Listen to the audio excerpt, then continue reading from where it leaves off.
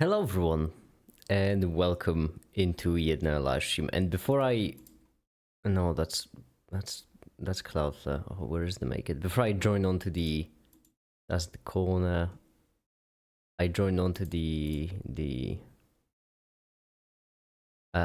streaming channel. Firstly, hi, because there's a lot of made it in itty and time another. Hi there everyone. Hi there. Welcome. Hi. How are we all doing on this fine day? Everyone, by the way, hi, oh, hi then, hi, welcome. Hi, Timon, hi. That stream is finally here. I'm so excited. Yeah, it's the best kind, isn't it? All right, it's finally time for me to join to the. Hi there, everyone. Hello. Hi. Oh, hello. Hi there. Hi. Hold on, let me fix up the audio first. There we go. So today, actually, I have a pretty fun thing to do today because I've finished the video, so we're not gonna work on that one anymore. However, I do have a fun idea for the next video. If you like the how math becomes difficult, then you're gonna also probably like this because I'm just gonna make a sequel. I've been planning this for months and I think I'm finally ready for it. Oh, that was like the only video of yours that I watched. I actually watched that one. Let's go.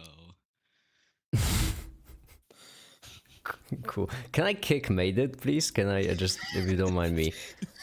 I'm just gonna actually. Oh, ban is also there. That's also an option. You can do that, but that looks kind of bad against your subscribers, no?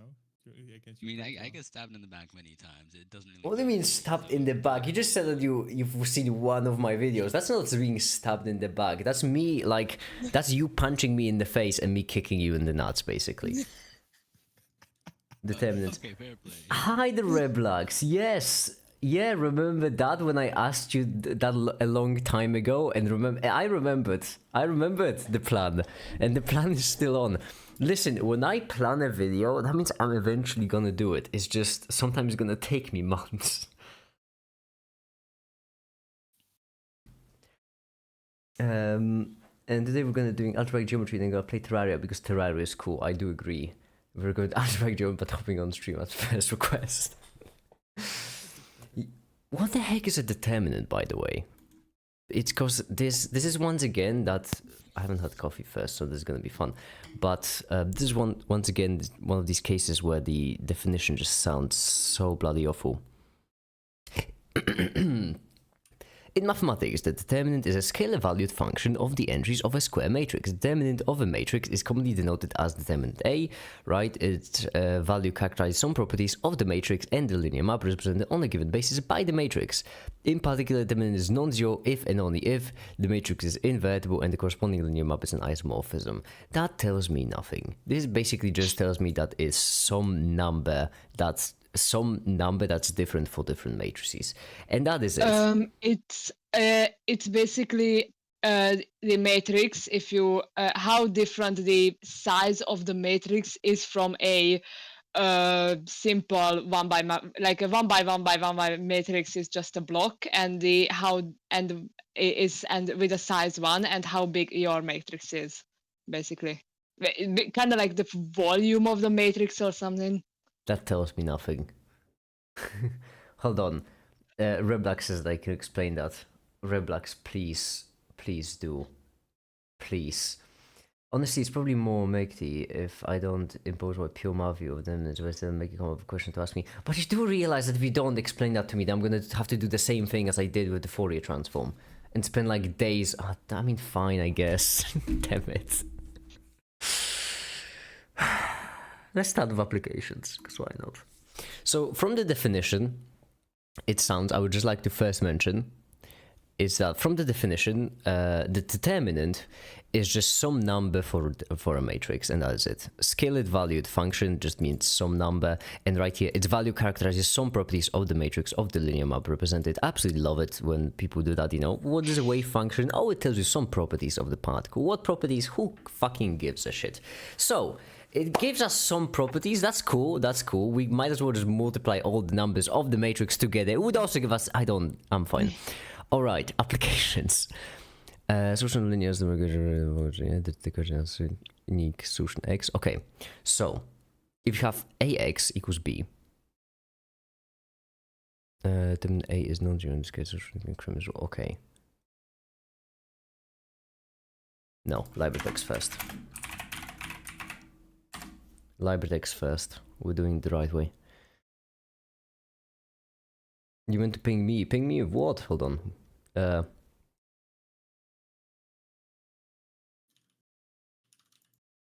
No, use the volume enclosed by the vectors of the space. Some shit.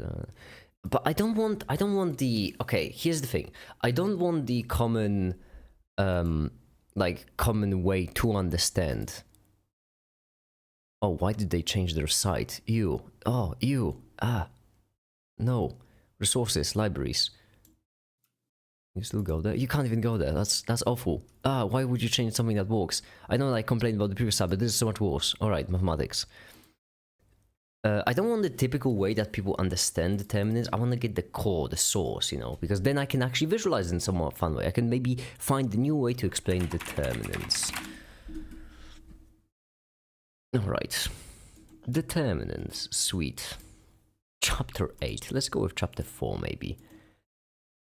Linear algebra, of course. Lovely. Eigenvalues and eigenvectors. Ooh, I might actually chuck that into that video. We might actually... Okay, determinants might be the equation of the video, but we might go even further, because eigenvalues and eigenvectors is pretty nice to also add in there. Reblax, hi! Hi there. Hello. Hold on, let me just... Right. Where's the whiteboard? There we go. What's up, gamers? We're like here. And today we're gonna... Oh, no, math again. Although, to be fair, if I... Even though I don't know what the heck a determinant is, I still think I will enjoy determinant explanation more than the algebra explanation. Oh, this math board is lovely. I feel like we shouldn't delete anything on this math board. Just you know, move it over. There we go. Don't worry, determinants are easier than Lie theory. Okay, because for instance, I've I have no already idea what I'm doing. I've already noticed one thing, which is just that it's like one diagonal subtracted from like what diagonal in one direction subtracted from diagonals in all directions. What happened to... No, don't scale it down all the way. We had space. No, Okay. Damn it. So, All right, carry on. Oh, did I just... there's many ways to explain the determinant. There are bad ways, there are good ways. Which one you consider good and which one you consider bad depends on what you do with the determinant. So,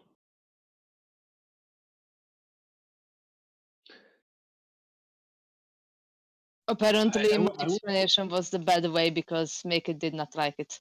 I didn't like it because it didn't actually explain what the determinant does. I still don't understand what it does. There's like the one that, well, my preferred one is the pure math one. So the Pure math one basically- is the one I'm looking for, yes. there are multiple pure math one, but when you do linear algebra, and then I mean, like from an abstract algebra point of view, to basically naturally come up with the concept of the determinants, you need to do a lot of abstract work beforehand. And I mean, Standard since procedure, I understand. it's quite hard to basically you say, all right, vector spaces are interesting, linear maps interesting, and then you need to talk about multilinear maps and so on, so on. So you need to prove a non-trivial theorem, and the determinant falls out of it. But it doesn't give you the cool geometric interpretation. Actually, it does, but yeah, there's some legwork to do there. So I'm going to give you the more geometry-focused one because it's the most visual. It's like, first, it's a pretty good math one, and it's quite well motivated. Like when I'm giving you the definition, you're going to say, well, obviously we care about that.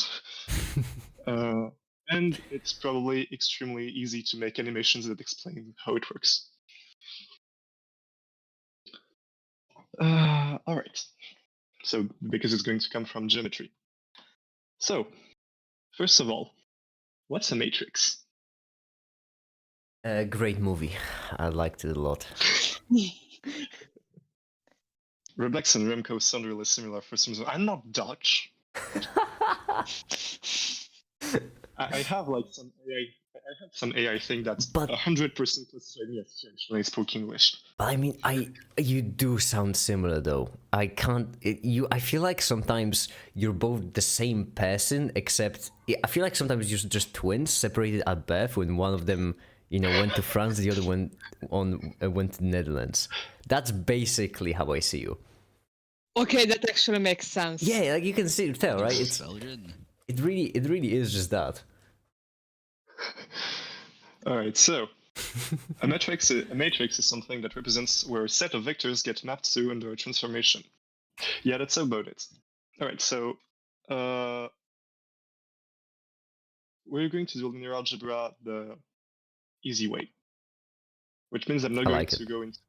I'm not going to go deep in abstraction. I'll always talk about spaces that are easy to understand. So Rn and Rm.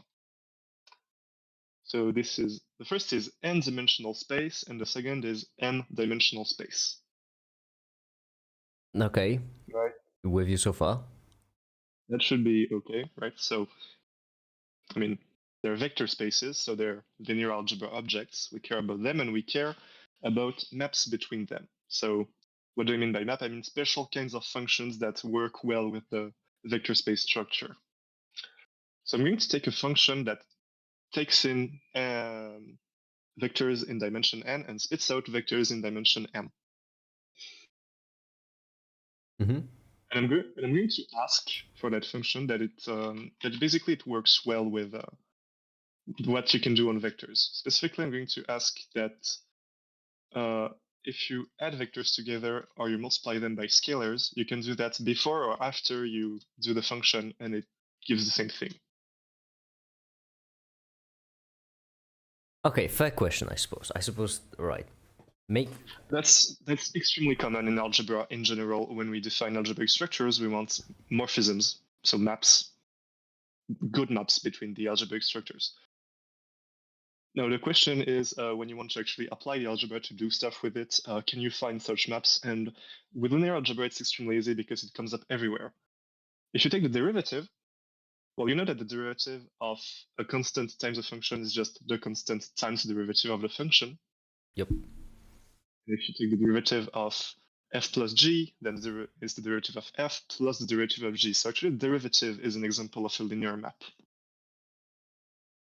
Yes, which means that you can do linear algebra with it. And it's interesting. Actually, a way that I heard a physicist think about the Fourier transform is that basically it's another way of looking at the space that makes the derivative much nicer as a linear map. We're not going to go deep into that stuff. That's for another time.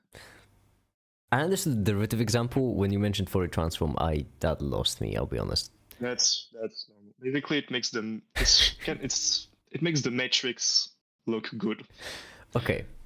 I'm not going to explain more. Not right now, at least. All right, so we're going to only consider we're only going to do stuff in finite dimensions because when the dimension is finite, everything is much easier. I do have to say, this is the most mathematician thing you could say. Okay, just for the sake of it being easy, we're going to do it with finite dimensions, right? It's not really for the sake of it being easy, it's just also that I don't know what the analog of the determinant would be in infinite dimensions. I don't even know if there is one. Basically, when you do infinite dimensions, you introduce a lot of analysis into the algebra. You just mentioned infinite dimensions as if it's something you do on a normal Tuesday to just. What the fuck do infinite dimensions even mean? No spoilers. Yeah, basically it's when the algebra turns to analysis. But I mean, we should know that. Like quantum mechanics uses a lot of infinite dimensional spaces. I think. I mean, fractional analysis. All right, so we're going to specifically consider maps that go from n-dimensional space to n-dimensional space. All right. Why do we do this? Well, I mean, obviously, if maps between two different spaces are interesting, maps from a space to itself are also interesting, and they in fact have good properties. For instance, if you do f one time, that means that you take an n-dimensional vector and you end up with another n-dimensional vector. Well, then you can do f again. Yeah, then and again. then you can never get to a different space. Yeah, so you're allowed to apply f a lot of times, and that's interesting because if you had different spaces, maybe sometimes it wouldn't work. All right, so why am I talking about this? It's because matrices are actually maps like this. That makes sense. Yeah, because you have a vector, you apply a matrix, you get the same dimensional vector. So basically, if you've got A that's some matrix, I don't know. Let's do 1, 2, 3, 4, 5, 6, 7, 8, 9. If you take a vector x, so it has 3. So we're going to do n equals 3. We're in 3-dimensional space. So we've got 3 coordinates, 3 components to a vector, a, b, and c. If you calculate ax using, well, if you're familiar with how to multiply matrices, you know to calculate ax. It gives you another vector with 3 components, and the way you get it is that you just, well, do the correct products and sums. I'm not going to write out the formula right now because it's just chunky. It is kind of chunky. There's a neat way to visualize it. It's if you go to the website. I've visualized it in 3 different videos. I would just like to mention. I like because I've made geometry notes for visualizing matrix transforms, and I like them so much that I just done it, and I'm gonna do it in this video as well because it's just a lovely time. I have real-time matrix transform visualizer that I just made, and I'm really happy with it. Alright, so we can. So that's a vector. It has 3 components. Maybe it's basically what I'm saying is that multiplying by a matrix takes a vector to another vector. And it turns out that, well, I mean, it turns out it's not really it turns out, but basically we invented matrices like the correct way. And if you scale a vector and you add it to another scaled vector, well, the rules of how multiplying matrices work mean that you have this equation that is true. So multiplying by a matrix is a linear map. Okay. And it turns out, now that's the real cool part, if you have a linear map, you can represent it as a matrix. So you know, because here. Okay. Yeah. Asterisk. There's a little asterisk. Oh, no. Well, I just stopped because I got confused for a second. You mean to tell me there's an asterisk as well? Basically, you need to choose a basis to represent your linear map. So one matrix gives you one linear map canonically. I'm using fancy terms. But if you have just an abstract linear map and you want to represent it concretely as a matrix, you need to make a choice of what base you are using. I'm not going to go into detail about this because since we're working on Rn, well, we have the basis that everyone loves, the canonical basis, you know, the 3 vectors, 1, 0, 0, 0, 1, 0. I have used them in Blender once or twice, yes. Yeah, so we've got these ones, and we're always going to assume that we're working with these ones and not other ones. In general, if you're doing theoretical linear algebra and you're in an abstract space, like if you're in space of, I don't know, some polynomials or whatever, you need to actually like say which basis you are using. And I mean, technically, I'm also saying what basis I'm using. I'm saying we use these ones because they're the convenient ones. So, all right, how do you represent a linear map using a matrix? It's actually simpler than you might expect. So you know F, it eats vectors, right?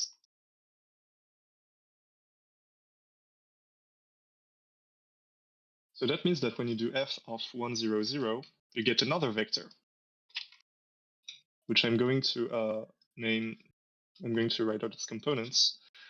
All right, so it shouldn't mess up the order.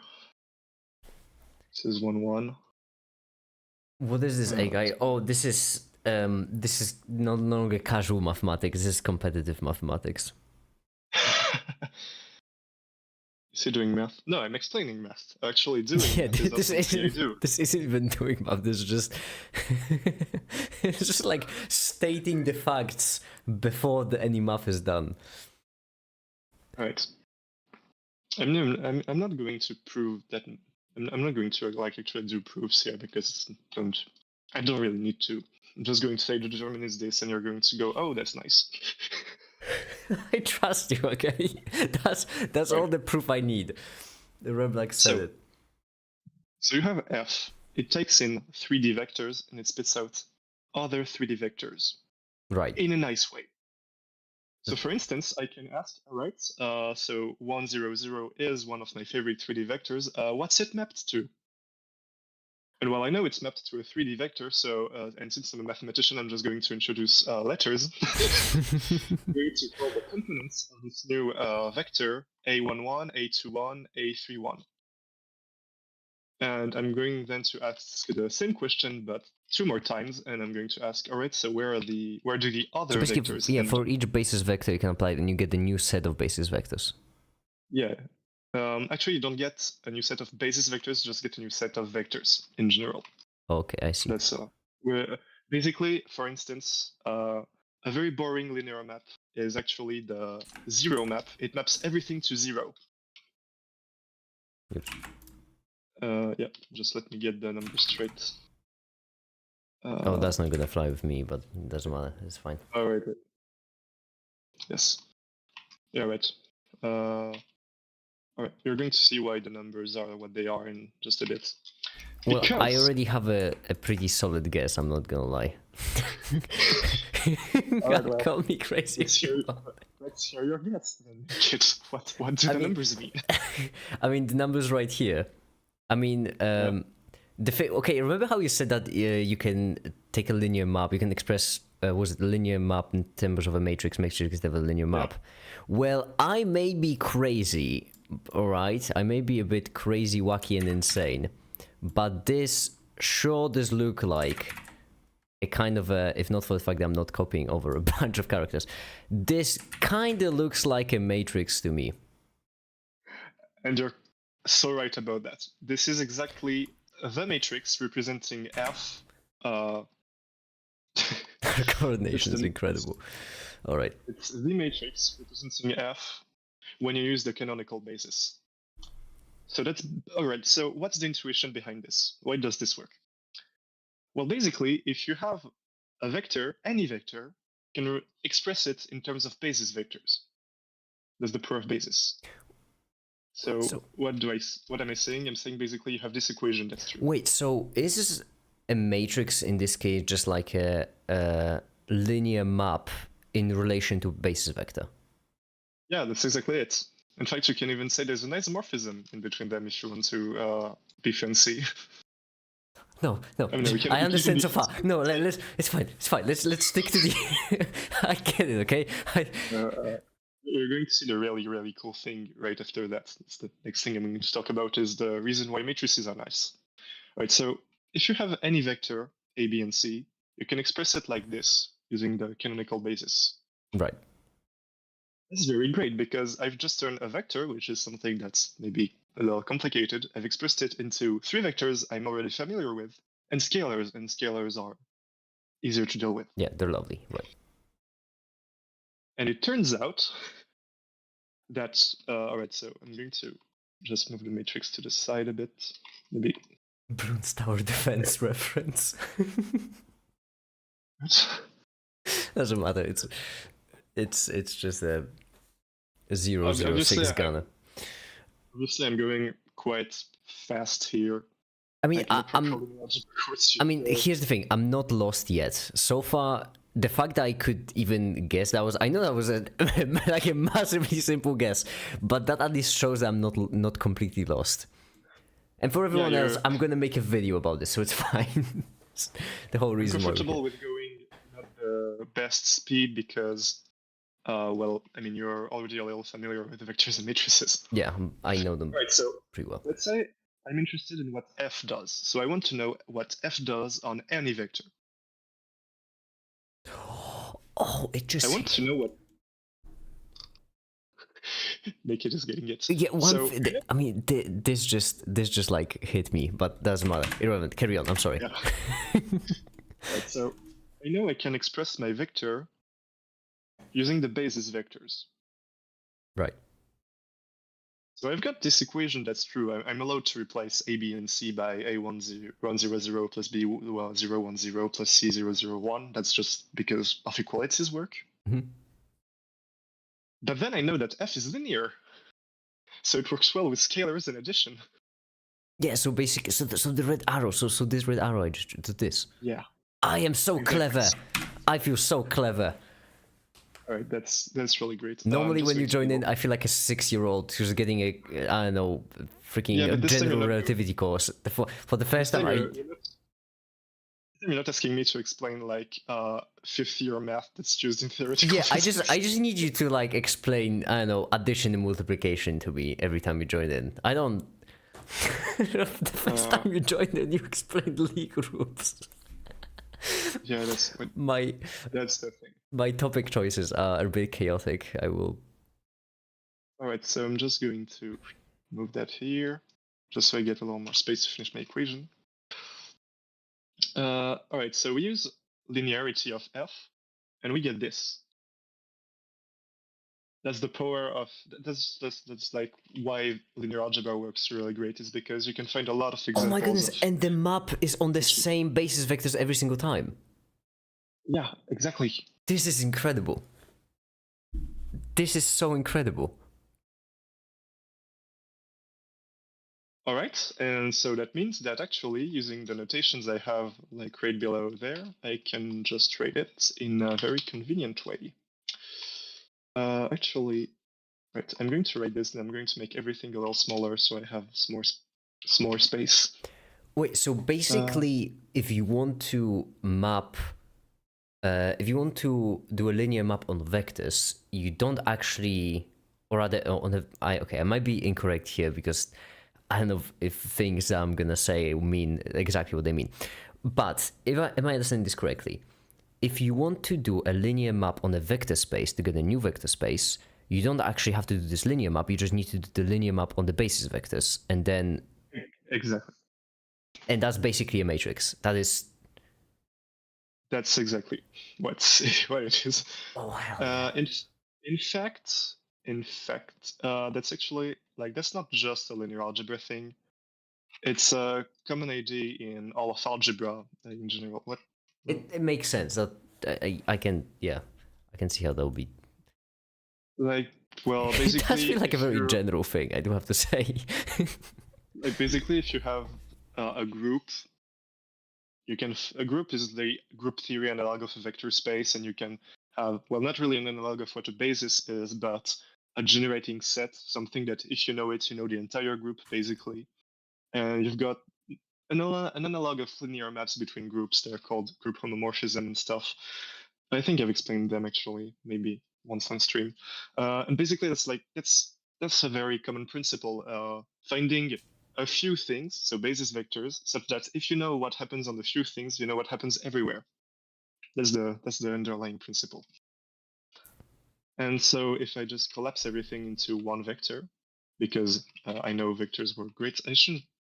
Right, my notations are a bit sloppy, but No, it's fine. It Yeah. seems it. I get because of the A, but it is clear. Yeah. It makes sense. all right. So I'm gonna do this. So A12 plus C A13. All right. So sometimes I'm gonna write U's, but they're actually A's, and you're not allowed to say anything about it.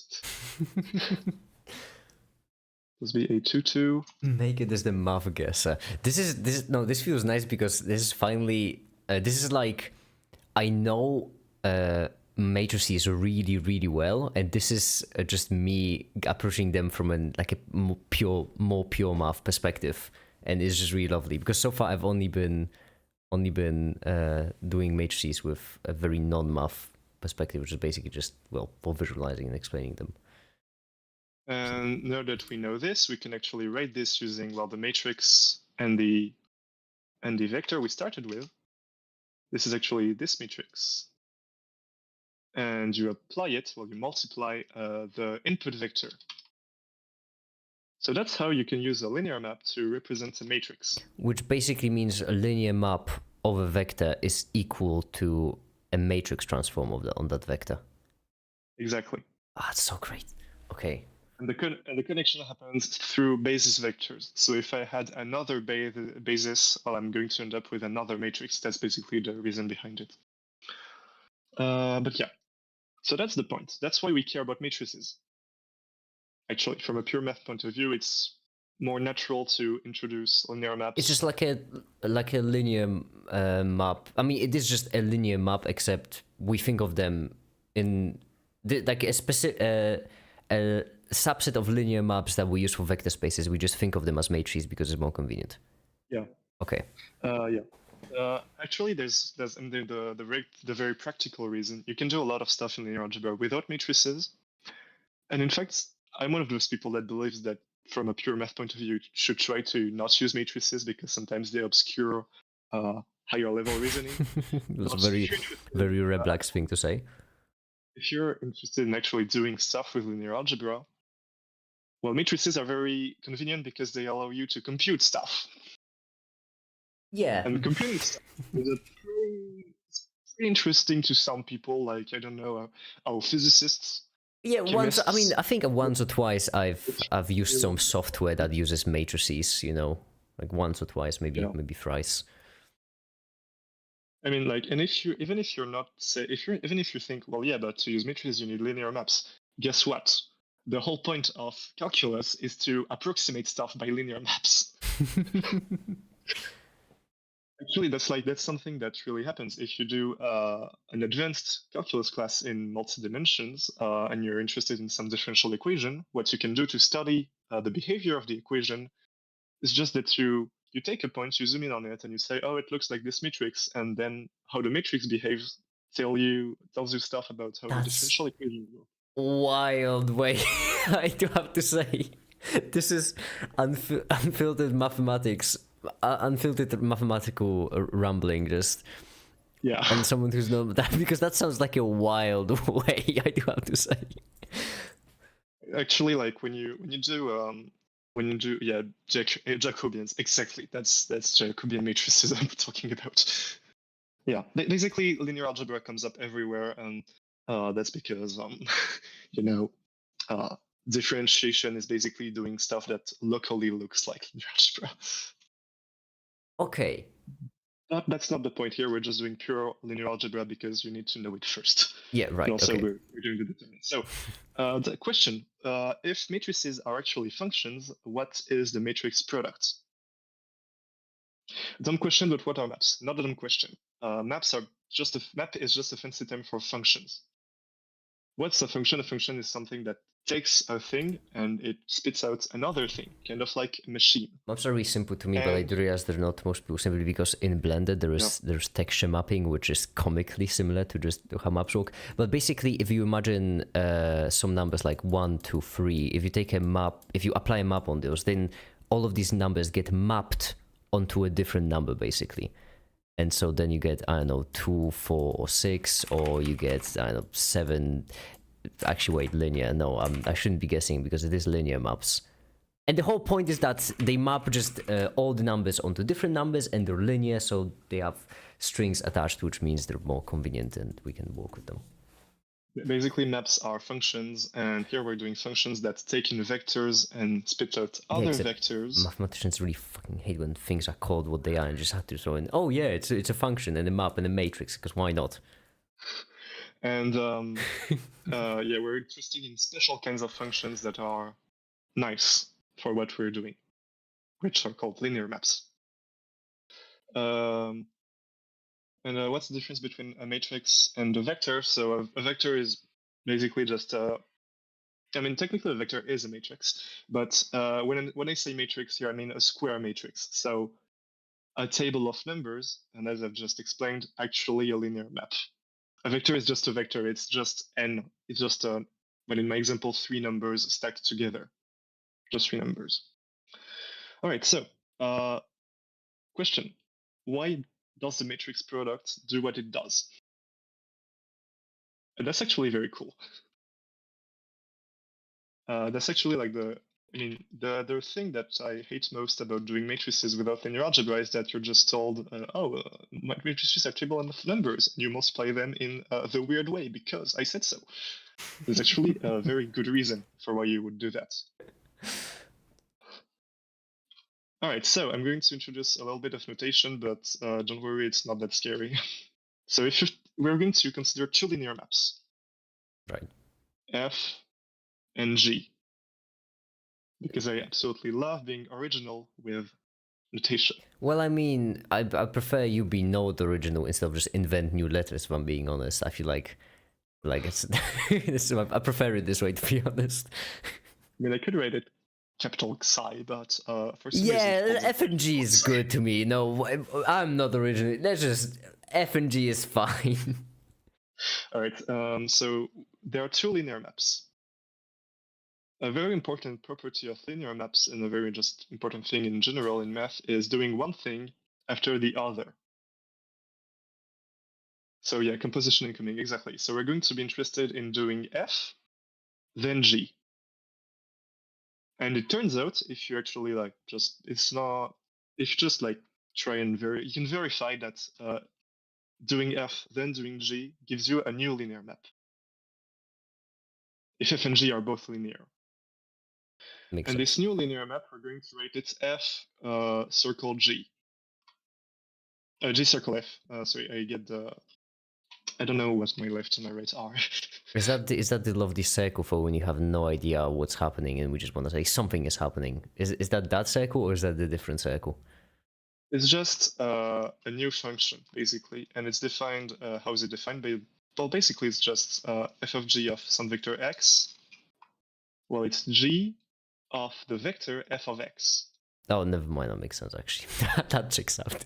In fact, if you've done some calculus, well, the most important differentiation rule must be the chain rule, and you've probably come across this notation. Well, maybe not. But yeah, one of the first things you learn in calculus would be to how do you differentiate G circle F. But yeah, basically, like in algebra, in all of math, really, composing maps, doing one map then another is very important. And so here, the question is, all right, we're doing linear algebra, so all of our maps are linear by assumption. Mm-hmm. And then matrices, so we're interested in how matrices work. Question. Let's say I know the matrix for F and the matrix for G. Can I know the matrix for G of F? Oh, hold on. I just hit my mic out of excitement because I just had to look back on the...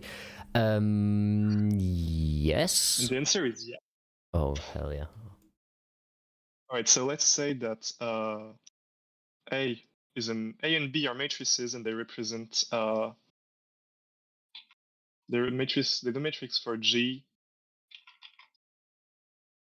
and for F. I don't really have a notation. I mean, I have a notation for this, but it's cumbersome. All right, fuck it. I'm going to choose the cumbersome notation. So A is the matrix, so I'm going to write it mat of G, and B is the matrix of F.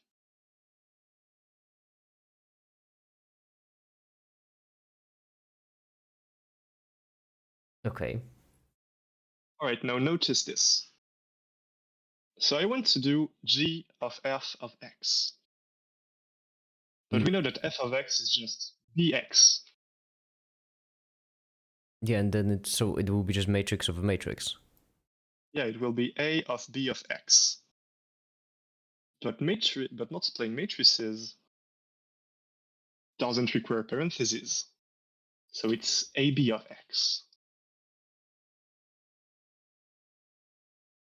What this means is that AB is the linear map matrix. is the linear map when you obtain when you do first F, then G. And actually, that's just where the matrix product comes from. It comes from doing one thing after the other. That checks out. Okay. That's just how it works. And so that's why it's especially important and that's why matrices are cool for calculations, because technically to know what a function does, you need to know what it does on all possible inputs. That's completely intractable computationally because there's infinite vectors in the space. But linear algebra tells us that we don't really care about all the vectors in the space, we only care about the basis vectors and the matrix. And now that we've invented the matrix product, we've basically invented a nice computational way of knowing what doing one linear map and then another linear map does. And so that's why computer scientists are, for instance, obsessed with making the matrix product faster. It's because usually in applications, there's a lot of applications where you need to do matrix product fast. For instance, I don't know, a little thing you may have heard of recently, like neural networks, something. Neural networks. I don't. It exists. Probably like an obscure. I don't know. I don't think I've heard of it. Neural. No, I it doesn't really ring a bell. But okay, yeah, it exists. Whatever. Yeah. Black's math ASMR when.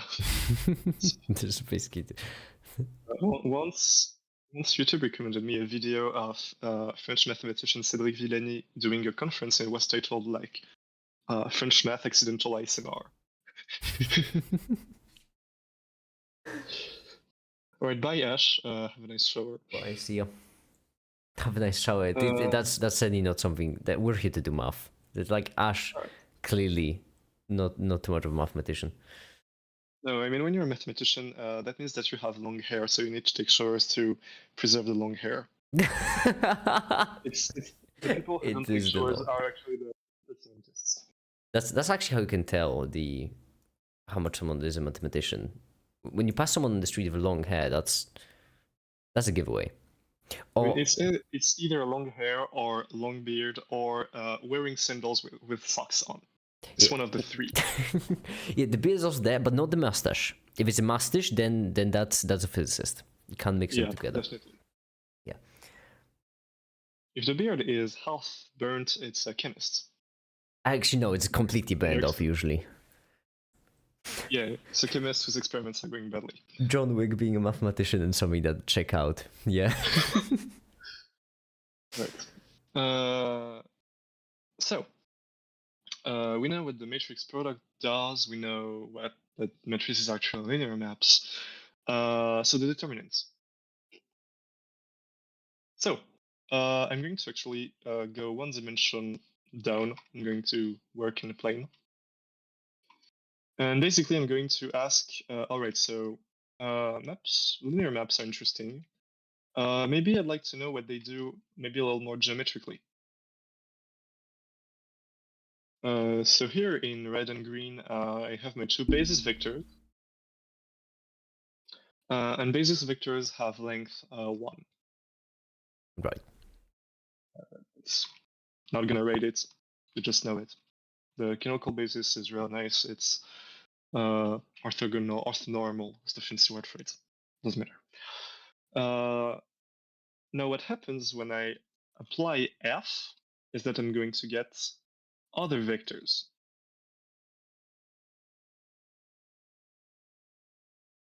So maybe it maps the green vector onto the bigger green vector and the red vector onto the bigger red vector. Okay. So that means that you can clearly see that means that f, it takes it in terms of length, it's going to stretch things. It's going to make them longer. Right. That makes intuitive sense because it's doing that on. You can like see the two arrows on the left are bigger than the ones we started with. Yeah. A little more, and question is slightly more interesting is what happens to areas? If you tell me that the determinant is just like the ratio between the areas, I'll be so disappointed. All right, so the abstract explanation.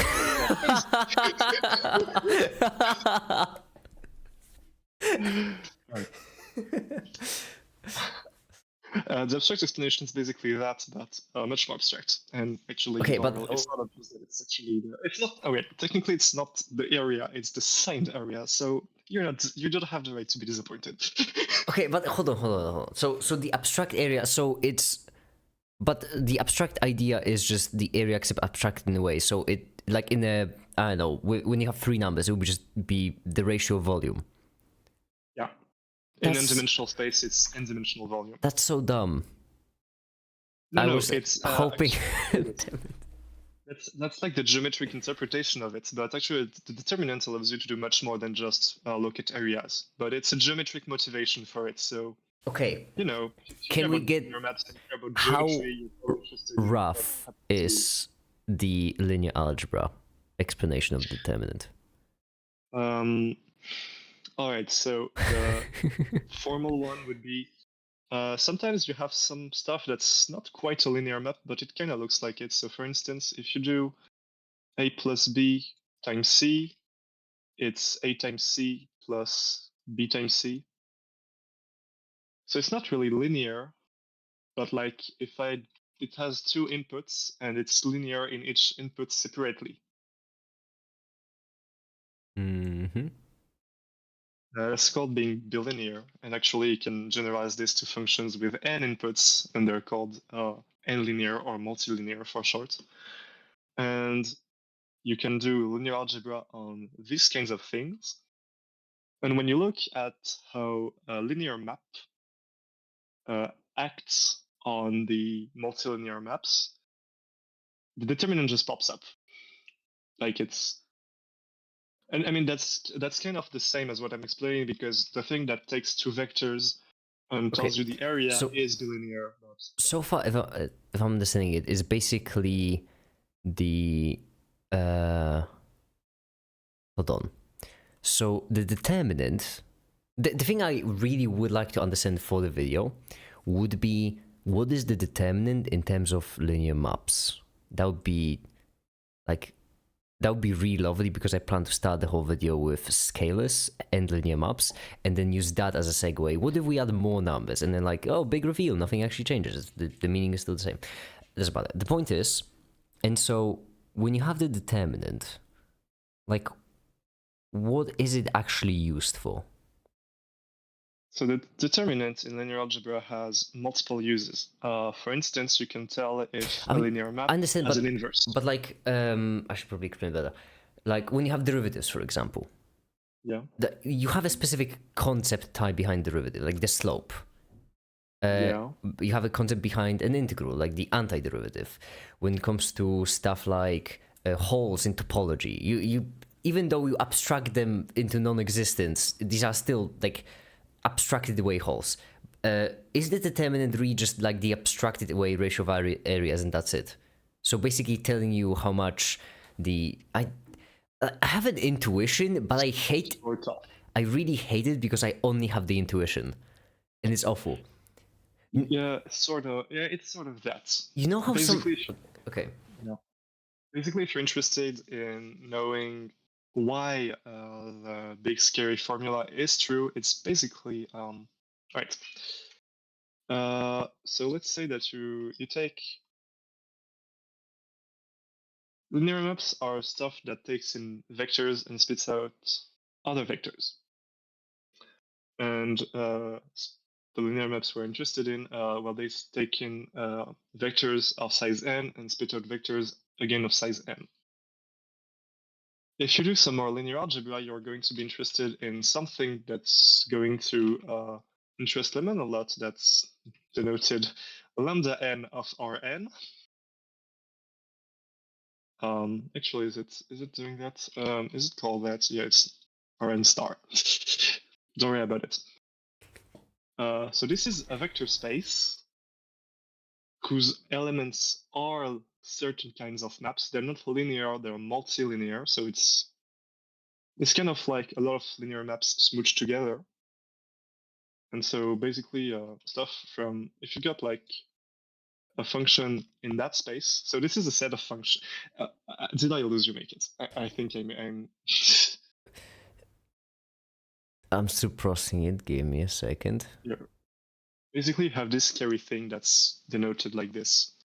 I mean, Its the fact that elements it's scary, that are- doesn't scare me. It's just that. Okay, carry on. Hold on. Maybe I'm not lost. I'm at the It's point a- where I can't tell if I'm lost or not. Just that It's- stage. Its elements are certain kinds of functions, such that they take in vectors, but they take in not one vector, but precisely n vectors, Okay. and they spit out a number.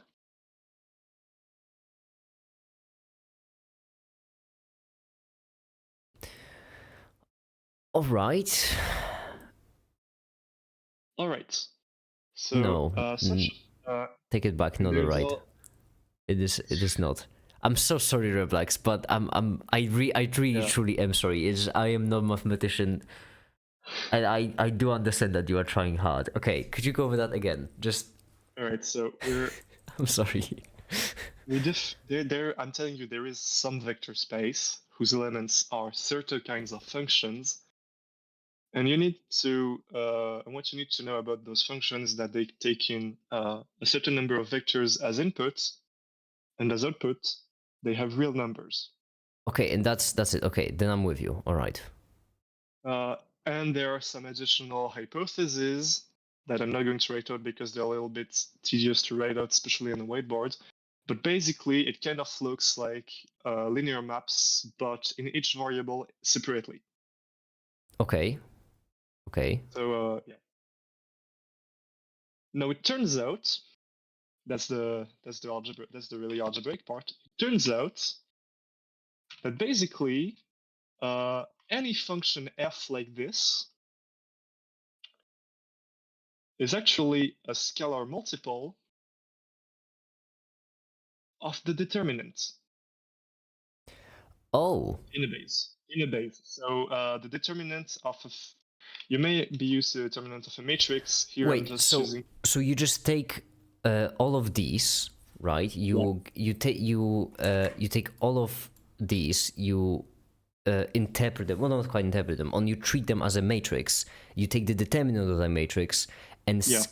that determinant scaled up. I see. Okay. No, all right. That's all right. So that's a non-trivial. That's a theorem. That's not obvious. You need to prove that this. I mean, one problem I'm having with this is just that I think I'm misunderstanding it simply because or I misheard something probably because you defined it as just a function that exists. Yeah, but the determinant. And I'm assuming there is something special about this function because it makes sense that a function. There are other stuff. There's other stuff. There's additional hypothesis. It's not any function. Yeah, I mean, because I imagine if it was any function, then yeah, it wouldn't be a hypothesis. It would be just like, yeah, that function exists. But there is something, okay. Plus conditions. Yeah, terms and conditions apply, okay. Yeah. But you clicked agree without reading them, didn't you? All right. So what the theorem says is that if you take any such function, it's actually a scalar multiple of the determinant. No, that's a little bit backwards because usually you wouldn't really introduce the determinant like this. In fact, what I'm calling the determinant is precisely the scary formula you came up with. Basically, what we're saying is that if you're doing it the really mathy way, you're saying that if you have any two functions, there's a scalar relating them. And then it turns out that the determinant is basically a good function that we know a lot about, and we use it to represent the other ones. Okay, so the determinant in that case is kind of like kind of like when we had linear maps. We want to treat them as matrices, or actually, we want to think. Even though both linear maps and matrices are kind of the same thing, matrices being subset of linear maps, we still prefer to think of them as matrices simply because then you have a certain finite amount of linear maps to consider, which are all multiplied by scalars. You don't have to think of a linear map as an infinite amount of numbers mapping into the different infinite amount of numbers. So yeah, no, you can just think of it. And in this case, it's the same thing, except except the determinant is the nice thing that we have to consider only one of, and then we can just scale it up and down. Basically, that's it. All right, that makes That's the sense. No. What's the determinant of a linear map? Not the determinant of vectors. Well, you could say it's just the determinant of the associated matrix using what I said above. But actually, there's a way you can really just come up with a definition of a linear map in a very cool way. So what's the pure math way of doing the determinant? You've got f, that's a scary function from the thing, and the n.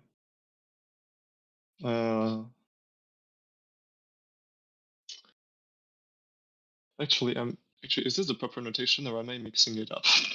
At this point, doesn't even matter. It doesn't really matter, but before you make the video, maybe ask me to double check once.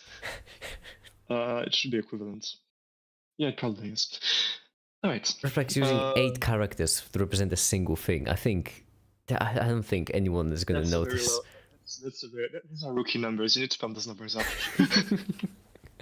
Wait, so say you've got f, which is such a function, and you've got a linear map that you'd like to maybe know what the determinant of is, what it means actually.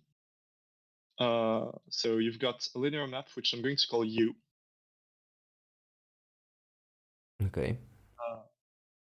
Actually, what happens is that if you've got some vectors, you can first do U to them, and if you've got enough vectors, then you can do F.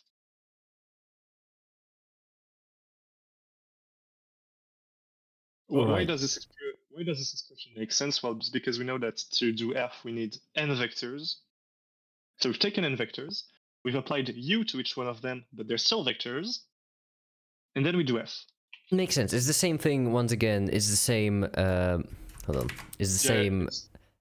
Oh, that is a weird way to... Okay. It's the same thing as with the G, except kind of. This time we have multiple vectors, so we need to do it multiple times. Yeah. You wouldn't, for instance, you wouldn't write this F circle U because you're doing it n times. But yes. Now, what's interesting is that actually this thing is again in it verifies the same conditions as the previous one.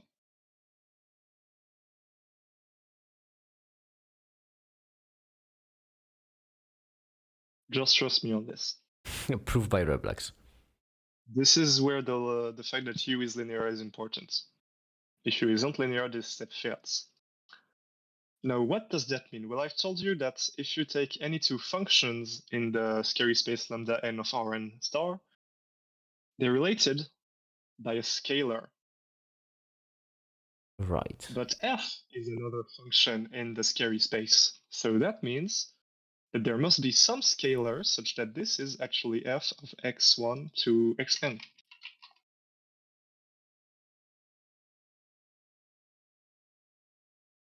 And this scalar is the determinant of U.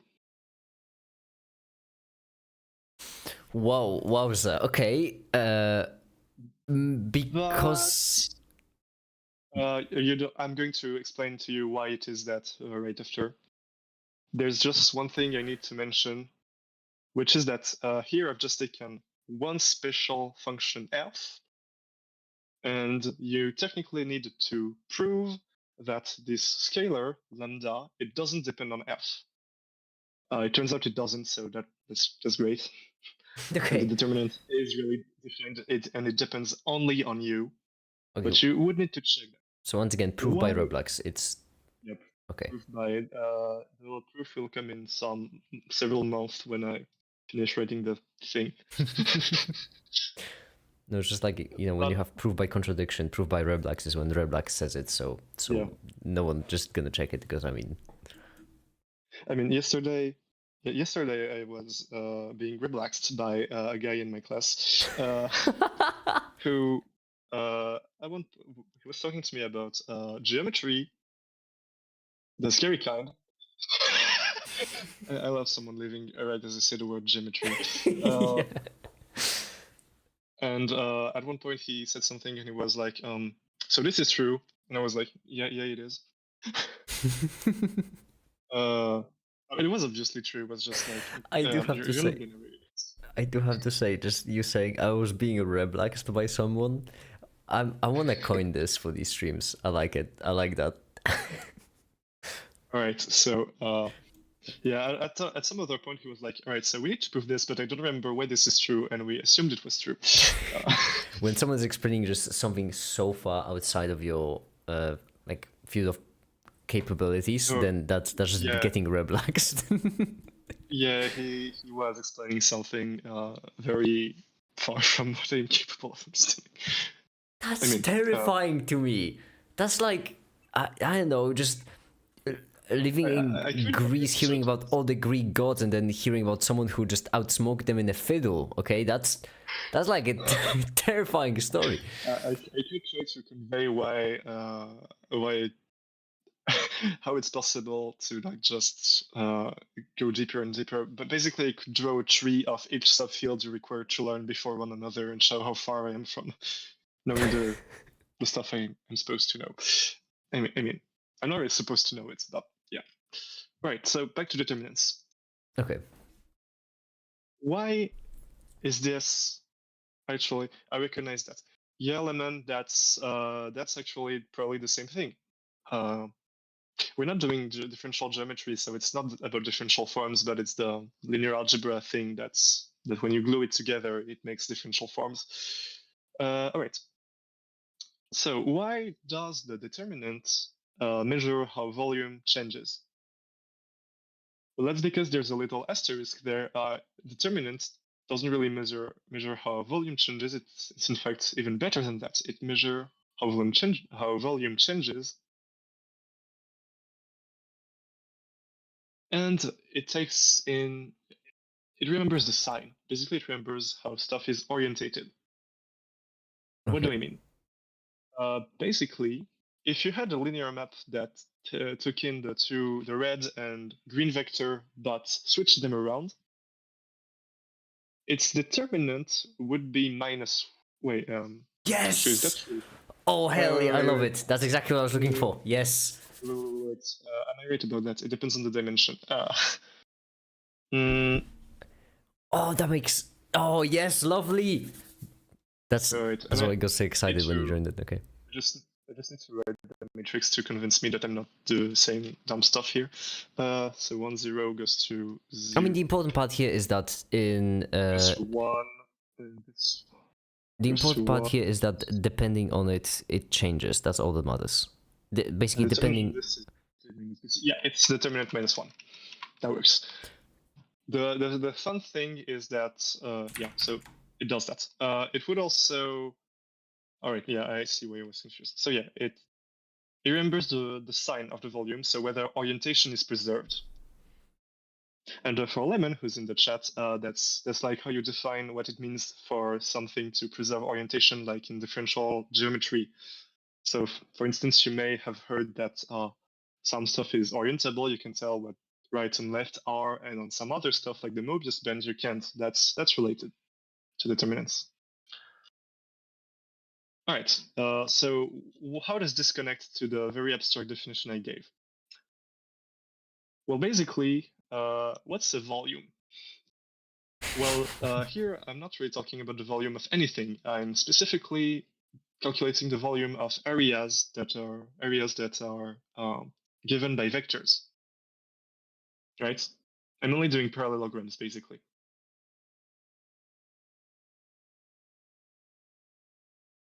Any questions, or is everything clear up to here? So far, no questions, which is worrying me. No, it should be great. That's why I'm asking now. No, I mean, because I feel like I should be having questions, and the fact that I can't even come up with a question is probably a symptom. But so let's go. All right. So basically, we're interested in the volume of parallelograms. So the shape I drew using the vectors here, or the square, which is a special case. So what's the volume of a parallelogram? Well, you can construct a parallelogram using 2 vectors. And then you take its volume, which is a real number. that means that you've got a function that takes in two vectors and spits out a real number. Oh. And if you take that into account, it turns out that you can have f here be the volume of the n-dimensional parallelogram given by the vectors. That is such an absolute overkill. This formula, what it means is that when you do u to the vectors, it multiplies the volume by precisely the determinant. And so that's where the two approaches are actually the same one. That is such an unbelievable overkill. Wow. It's not overkill. It's not overkill. The reason why it's not overkill, though, is something, and I'm going to say it, and you're going to, and you're going to go, yeah, obviously you're a mathematician. It's because here I'm doing everything in a very nice and easy and concrete way using actual vectors, but vector spaces can be anything. It can be function. No, I mean, functions. No, I mean the reason why it's such a comical overkill is because parallelogram. That was the name, right? Yeah. Like, imagine if you were explaining to like a, I don't know, school people learn about this. I think like explaining to some student in school, how to get areas of different shapes, and for the parallelogram, you just went with this. Actually, that's a really cool thing you can just say. Is a fun challenge. How to explain how to get an area of a shape without actually getting the area of a shape. We're just abstracting it away, just the first second, and then not coming back until the very end. Actually, like if the two vectors that define your parallelogram have coordinates AB and CD, the area is the determinant AD minus BC. You can prove that like just with geometry, usual geometry, and the scary geometry. That's why I was so disappointed with the because it's the most common explanation of determinants, and I was always so disappointed with it because I mean, everyone who sees that explanation their first question will always be, why do we need to do it with a matrix? Why can't you just do it using geometry? Why do you need to do it with linear algebra? And that's the question I wanted to answer. Well, I mean, you define the determinant like this because you're interested in the linear algebra. It turns out that it has a geometric interpretation. Yeah, but I mean, in this case, the geometric interpretation is just something for which you don't need any algebra, and that's the most common. The geometric interpretation is something for which you don't need linear algebra, basically. I mean, yeah, kind of. That's why I was so upset, because if I'm not, yeah, you could say that. If the geometric interpretation was the only thing that mattered, then the concept of determinant wouldn't exist. Geometry isn't even real. Well, of course it isn't. Real geometry sucks. Do complex geometry instead. It's better. Complex geometry is actually a real thing. I was being unironic there. Because I mean, of course it is. Why not? Might as well. I wouldn't put it past you goddamn mathematicians. As long as you're not doing PhD. Wait, so hold on. Okay, so what I'm getting from this so far is that it's not really that the determinant isn't used to get the ratio between the areas. It's just that, no, hold on, let me reword that. The determinant isn't the ratio between the two areas. It's just that you can get the ratio between the two areas using the determinant. But it has actually more interesting applications in linear algebra as a whole. Yeah. What are those applications? All right, so the determinant of a linear map tells you some stuff about the linear map. The main interesting property is that so sometimes, actually, this also has a geometric interpretation. For this one, since you're asking a question about linear maps, you need linear algebra. So doing things is great, and the question we ask in math is, when can we do the thing backwards? When can we undo the thing? So what this means in linear algebra is, I've got a linear map F, and I'd like to know, is there a linear map G such that G of F is just the identity, so it doesn't do anything, and the other way around is true also.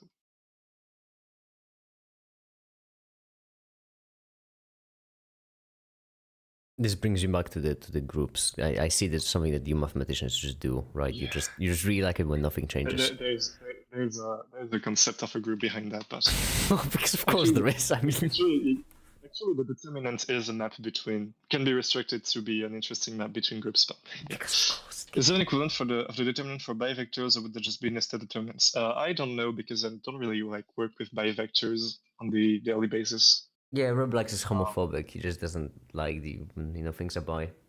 I mean, bisexual. I mean, it can be more original than that. There are so many sexualities to choose from.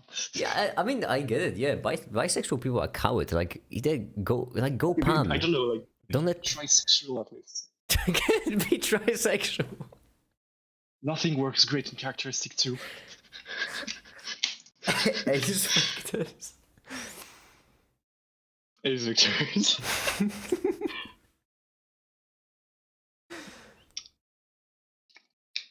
All right. Name me one instance of a problem that can't be solved using algebra but can be solved using geometry. I mean, if you take, well, technically, all right, I'm going to give an actual kind of answer, and I'm going to give a more technical answer. The actual kind of answer would be that if you ask for a complicated problem in Euclidean geometry, chances are that just crunching everything with algebra may be more ugly and work less great than actually trying to understand what's going on and do geometry. The more complicated answer is, actually I have two. The more complicated answer is, one, if you're doing geometry like Euclid did, and by that I mean just say that some stuff is obviously true and go from there. So saying that if I have two lines, either they are parallel or they meet at exactly one point in the plane. If I have two lines that meet at a 90-degree angle, then all the other angles are also 90-degree angles. If I have a line and the point not on the line, I can find a new line that is parallel to the first one and that passes through the point, and it's unique. If you're doing geometry like that, you have no algebra. You're not even allowed to do algebra. So you can only do geometry and figure out what is true and what is not true. And that's useful. Why is that useful? Well, because basically Euclid had four things he considered to be obviously true, and he tried to prove the fifth. He tried to prove the fifth, and he had a fifth one, and he tried to prove it using the four first to show that it was basically unneeded, but he never could, and so he was kind of sad, and he called it his fifth postulate. So it's the fifth thing he assumed to be true without proof, because I mean, it was kind of self-evident, and he really couldn't manage to prove it using the other ones. And in fact, we showed that he could never have done it. How did we do that? Well, basically, if you assume all the five things of Euclid, you get geometry on the plane. But if you only assume the four first, you can get other geometries on a sphere, for instance. And on a sphere, something weird happens. So if you take lines on a sphere are basically great circles. So equators, basically. And there's a very interesting thing on a sphere that doesn't happen in the plane, is that you can't have parallel lines. If you take two great circles, any two great circles, they're going to meet at some point. And so the geometry works differently on the sphere. And that's interesting. So there's something that happens in spherical geometry that couldn't happen in Euclidean geometry on the plane. So for instance, you may have seen triangles, and the three angles are right angles. That's pretty fun. Like for instance, you got one here, I've got one right angle, another right angle, another right angle here. That's something that can happen in the plane. Because in the plane, you know that the angles of a triangle, they must sum to 180 degrees. That doesn't happen in a sphere. So there's interesting math to be done here, and you can't even use algebra. And the other way around, so that's going to be something that's a little bit outside of my area of expertise for now, but basically, to solve some problems in number theory, The idea was that we introduced geometric techniques to algebra. Actually, I mean, maybe I have something a little bit more concrete. If you take a parabola in the plane, you know that it has an equation. It's given by y squared equals x. And so what does this mean? It means that when you have an equation, you can look at all the points where it's true. And so you've taken the algebra and you've transformed it into geometry. And that's actually very interesting because if you're a number theorist, so you're interested in like integers, maybe you have some equation and you'd really like to solve it, but with only integers. But that's actually very hard most of the time. But it turns out that through geometric techniques, you can get some information on how the equation works with integers if you know what the point where it works looks like as a geometric thing on with real numbers, for instance, or on complex numbers. It also gives shapes, but they quickly get to be like 4-dimensional, so I can really draw them. So yeah. But basically, there's a lot of interplay between geometry and algebra, and it goes both ways, is what I'm saying. I do have to say, kind of two things. I don't remember. I really didn't want to interrupt you because you were going off, and that's great. So I just piling them on. First of all, I'm gonna start with the most obvious one. Every now and then, like you have these subtle moments where you kind of give away that you're a mathematician. Like for example, writing this down as y squared equals x. That's like you can tell. You can tell you're a mathematician. Second of all, when it goes to Euclidean geometry, what I find hilarious is that, Euclid said like, oh yeah, these are just these obvious things that are obviously true until we figure out that they're actually wrong. Because it turns out that geometry on a sphere isn't... Because he basically took it from real life observation. And that that's basically physics. Yeah, and that fool had no idea. He was completely wrong.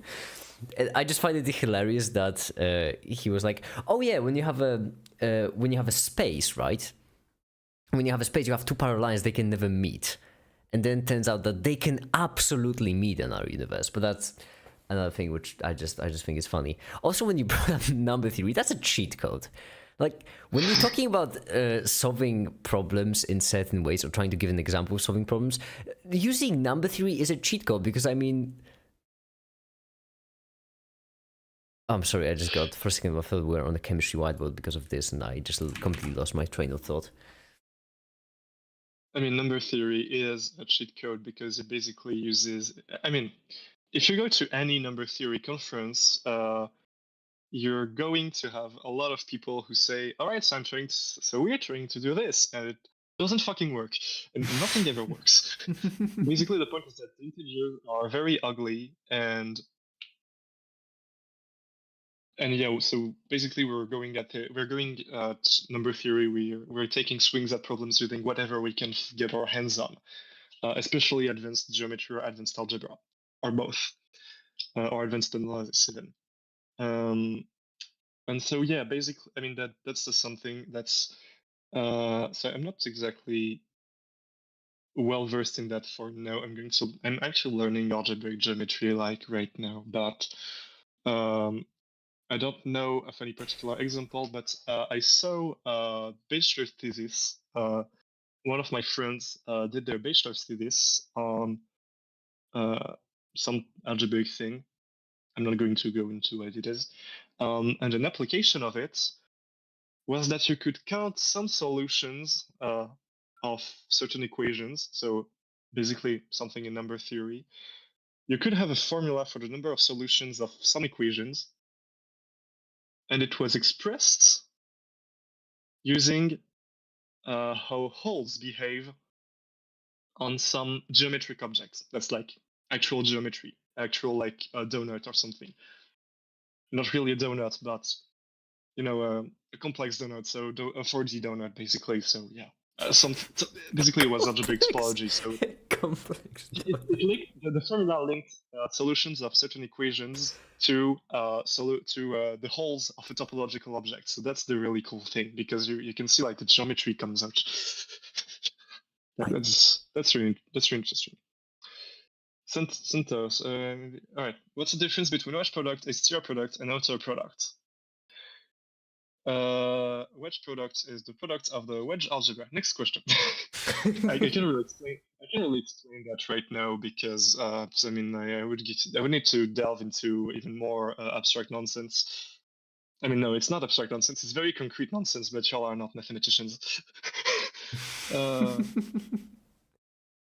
It really makes me feel bad that I'm just not well versed enough in mathematics to just actually like to even understand what's going on.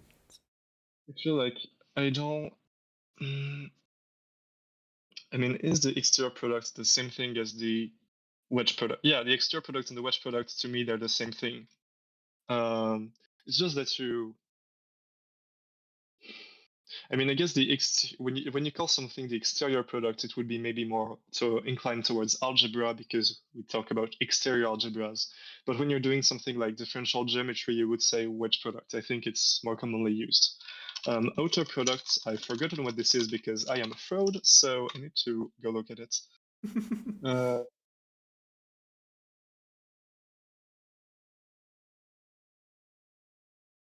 Is it just a tensor product? Oh, next question. Oh my goodness, I had a question. I remember now. Right. When it comes to tensors. A tensor is something that transforms like a tensor, and I have no idea what it is besides that. I mean, that's all you need to know. Tensor is something that transforms a tensor. You know, that's just it. Wait. Actually, I may not have a question then. Never mind. That's good enough then. Right, so the outer product is apparently just the tensor product. Tensors, right, so I don't know what a tensor is, but I know what a tensor product is. I should maybe know what a tensor is like. I probably can look at this. Wasn't tensor just like the generalization of a matrix? I mean, I've seen I'm kind of lying to you. I've seen the definition on Wikipedia, and basically it's just something in linear algebra, like anything can be a tensor, and it's a vast generalization of a linear map or matrix. Yeah, I mean, the way that doesn't help me because I don't know what you want to do with them. Well, welcome to my world. Now you know how I feel. Freaking great. Welcome to my world. I've just seen like you pull out a function without actually telling me what it is, and I just have to accept because I know damn well I will not be able to understand what that function actually is. Oh, but no, that's the really good thing. It could be any function. that's the cool part of the theorem. Well, the pickle is I don't know the conditions though. Actually, the conditions are not that hard to explain. Basically, what you want is that if I'm taking n to be 2, so I just have 2 dimensions. Right. You want this equation I'm writing at the bottom to be true. Oops. AC plus mu of BC. So it's linear in the first variable. So basically that means that you freeze the second variable and you ask for it to be linear. Oh, that makes sense. Okay. And you want it to do the same thing in the second variable. So a of and second, in this case, I'm guessing that means in any variable. You want to be able to do that sort of thing. Exactly. Okay. Any one variable with all other variables froze. But actually there's more to it because that's just a multilinear map and there's actually another condition. But okay, but this is actually good enough. This satisfies my conditioned curiosity because there's at least this. There's actually like another condition on it, else the determinant is not going to work. The other condition is that you want, so on 2 variables it's very easy. You want f of AA to always be 0. It turns out this is equivalent to asking f of AB to be minus f of BA.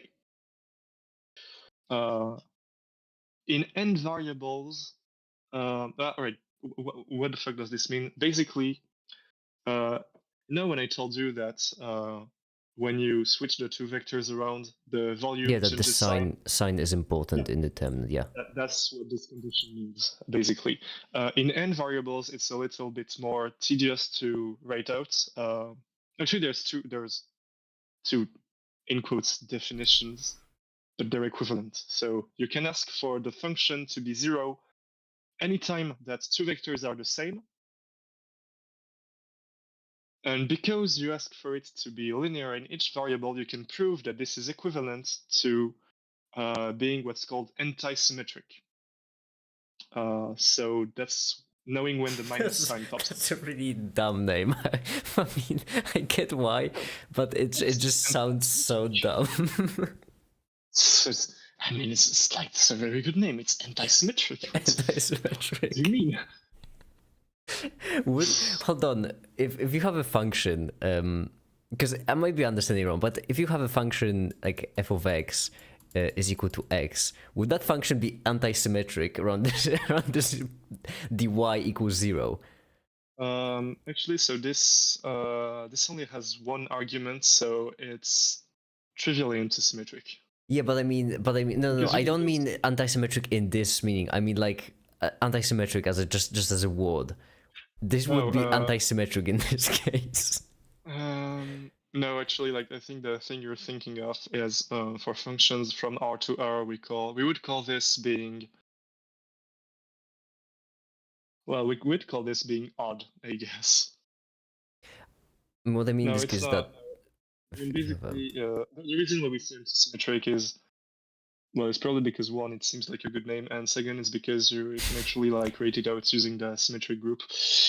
oh yeah, of course you have a mathematical reason for it because we love Groups are mathematicians. involved. Okay, so are these the 3 requirements? Yeah, Or are there more? It's a little bit harder to write out in n variables, but in 2 variables, these are the only ones, and actually these 2 ones are equivalent, so you can just Hold on. drop one of them. Whoa, when you have more variables, then you have, what is the other requirements then? But basically the first 2 ones, I think you can understand how to generalize them. Basically, you Yeah. freeze all variables except one, and you want it to be linear in that variable. Yes. So this is the easy part. Oh, this one, I'm guessing. This one is harder to Because generalize. that makes sense. But basically, I can write it out in actually quite tractable way. So basically, we're going to ask that when you switch 2 vectors around, you introduce a minus sign.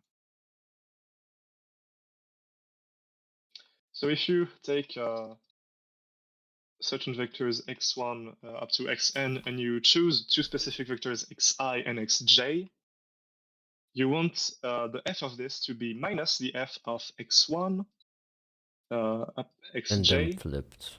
Okay. Yeah. And actually, if you go read about basically that's it. That's the condition we want, and this is called being anti-symmetric. Now, one thing if you're a mathematician, the question you're asking is, well, what happens when I switch more than 2 things around? That was my next question to ask exactly. Well, you're a mathematician now, so good luck on that. No, because I'm guessing if you switch, okay, if you switch it again, then I'm guessing you repeat the process. So if you have basically you're asking this for any vectors. So you basically use this. If you want to switch xi and xj again, you just reuse the thing you just asked for. Yeah, in the middle, if we have xk in between them, then if we flip xk and xi, in this case, if we flip those, then the sign has to just flip because f is still valid. However, so that was obvious so far. The not obvious part was when you rearrange them, is there a way to this is just like a pure feeling with absolutely no basis behind it, but it feels like if you rearrange them, can you actually figure out, oh, I'm guessing that's what the determinant is for. Can you actually figure out how many times it flipped? And that's where the Yes. determinant comes in handy. That's not really where the determinant comes in handy, but you need to figure this out for the big formula. I see. I can Right, okay. so- I can see why the big formula was troubling then. All right, so it's the epsilon of sigma in the big formula. All right, so to explain this, we need to know exactly what it means mathematically to rearrange stuff. And it's basically like just a new way of, all right, so I'm taking 1, 2, 3, the numbers up to n, and I'm just like switching them around. All right, that's what we're interested in. Right. Right, This feels like something a knot theory could be useful in. Oh yeah. You're thinking of braids. No, I mean, hear me out. No, the knot theory could pop off here if I can make it. I can make it. You know what? The fun thing is that, like, yeah, I mean, I guess you're thinking of some kind of braiding of stuff. That's studied. It's called braid groups. Actually, I went to a seminar on it at some point in the school year. Here we're going to not need topology, sadly. Basically, if I'm a mathematician, I just want to figure out what such rearranging of numbers looks like. Well, I'm probably going to call it sigma because I'm fancy, and I'm going to say that the number in the first place is going to be called sigma of 1. The number in second place is going to be called sigma of 2. Notation is so confusing. What's gonna be the number in the third place? Sigma of 3. What? No way. And actually, like, the notation is very suggestive because if you're actually comfortable with how you speak mathematically and how you formalize stuff, you're going to say that sigma is a function along with some hypothesis. It's not just any function, because if you really ask for any function, you could have stupid function like it maps everything to 1, and you don't want that. Yeah, want to that lose makes them. sense. That makes sense. It would be called this kind of function in this context specifically is called a permutation because it permutes the numbers around. All right. So that's we take such a sigma and we'd like to know how many sign flips we need. And the number of flips sigma does is called its signature, and it's denoted epsilon of sigma. And it's actually plus or minus 1. Wait, I think. Oh my goodness, I think I get it. So hold on. Oh, may I have a guess to check my Yes. understanding? Because I have a feeling sigma is a function, correct? Yeah. I'm thinking of it as a simple function with no funky business going on. But if you have a function and you have certain integers, then in order for it to change, normally you would have it to be linear. That's like a starting position, 1, 2, 3, so on. But when you take the sigma, it is no longer linear. And would it be related to the? I can't tell if it would be slopes. So for example, third place, then second place, or third place, then first place, then second place, then fourth place. Would it be? Oh, damn it! Actually, I can't have I'm wondering. Could you interpret it like this? Actually, maybe you can. It's possible that you can interpret it like that. I mean, using you basically take the sigma, you construct an actually nice function you can do calculus on from this. I mean, I don't Maybe know you of can calculus. I figure just out- completely guess with the slope. I'm just trying to. I mean, do go on. I don't want to package this. I mean, basically, if you take a slope segment, you can just switch the numbers.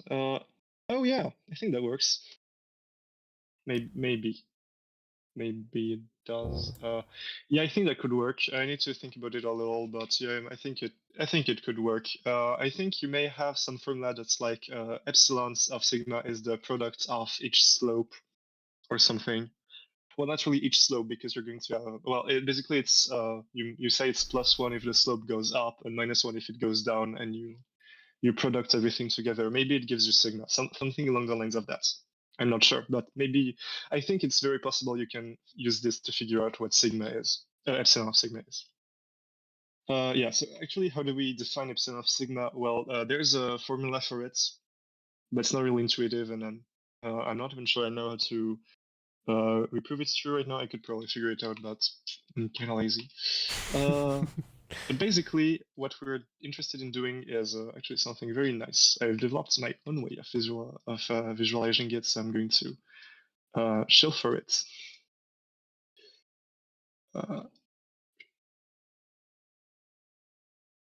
So basically,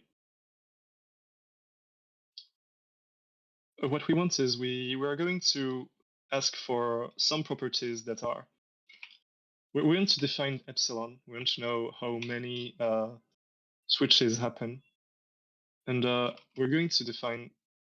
We're going to ask for some properties, and it's going to help us figure out what epsilon is. So first of all, what should epsilon of the identity be? Like if I do nothing, if I just like 1 is 1, 2 is 2, 3 is 3, and so on. A 1. It should be 1 because well nothing is switched around, so Okay. everything is okay. All right, slightly harder. All right, so I'm going to introduce some notation. 1, 2 in parentheses is the permutation that switches around 1 and 2 and nothing else. 1, 2, 3, 2n, and So that's then it's a just negative. Then odd number of switches is negative, even is. Oh Yeah. wait, but odd number of meaningful. Wait, does it matter if can you have a meaningless switch? no. You can't. Actually, we're going to ask that anytime you switch two numbers, the epsilon be -1. Oh, that makes sense. I'm an idiot because of the. Never mind. That was such an idiotic question in retrospect. Actually, I'm not thinking right. Okay, so it's just that the odd number of switches negative, even number positive. Yeah. Okay. And that's because actually you've already figured it out, but you don't know it yet.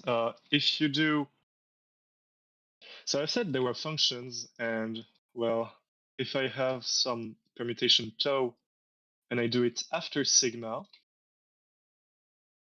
you've actually got this relation going on. Why does that make sense? It's because I can take for example with ij and k. So you've got three things, and how do you switch them around? So that's 3, 1, 2. You want to know how to make the permutation 3, 1, 2.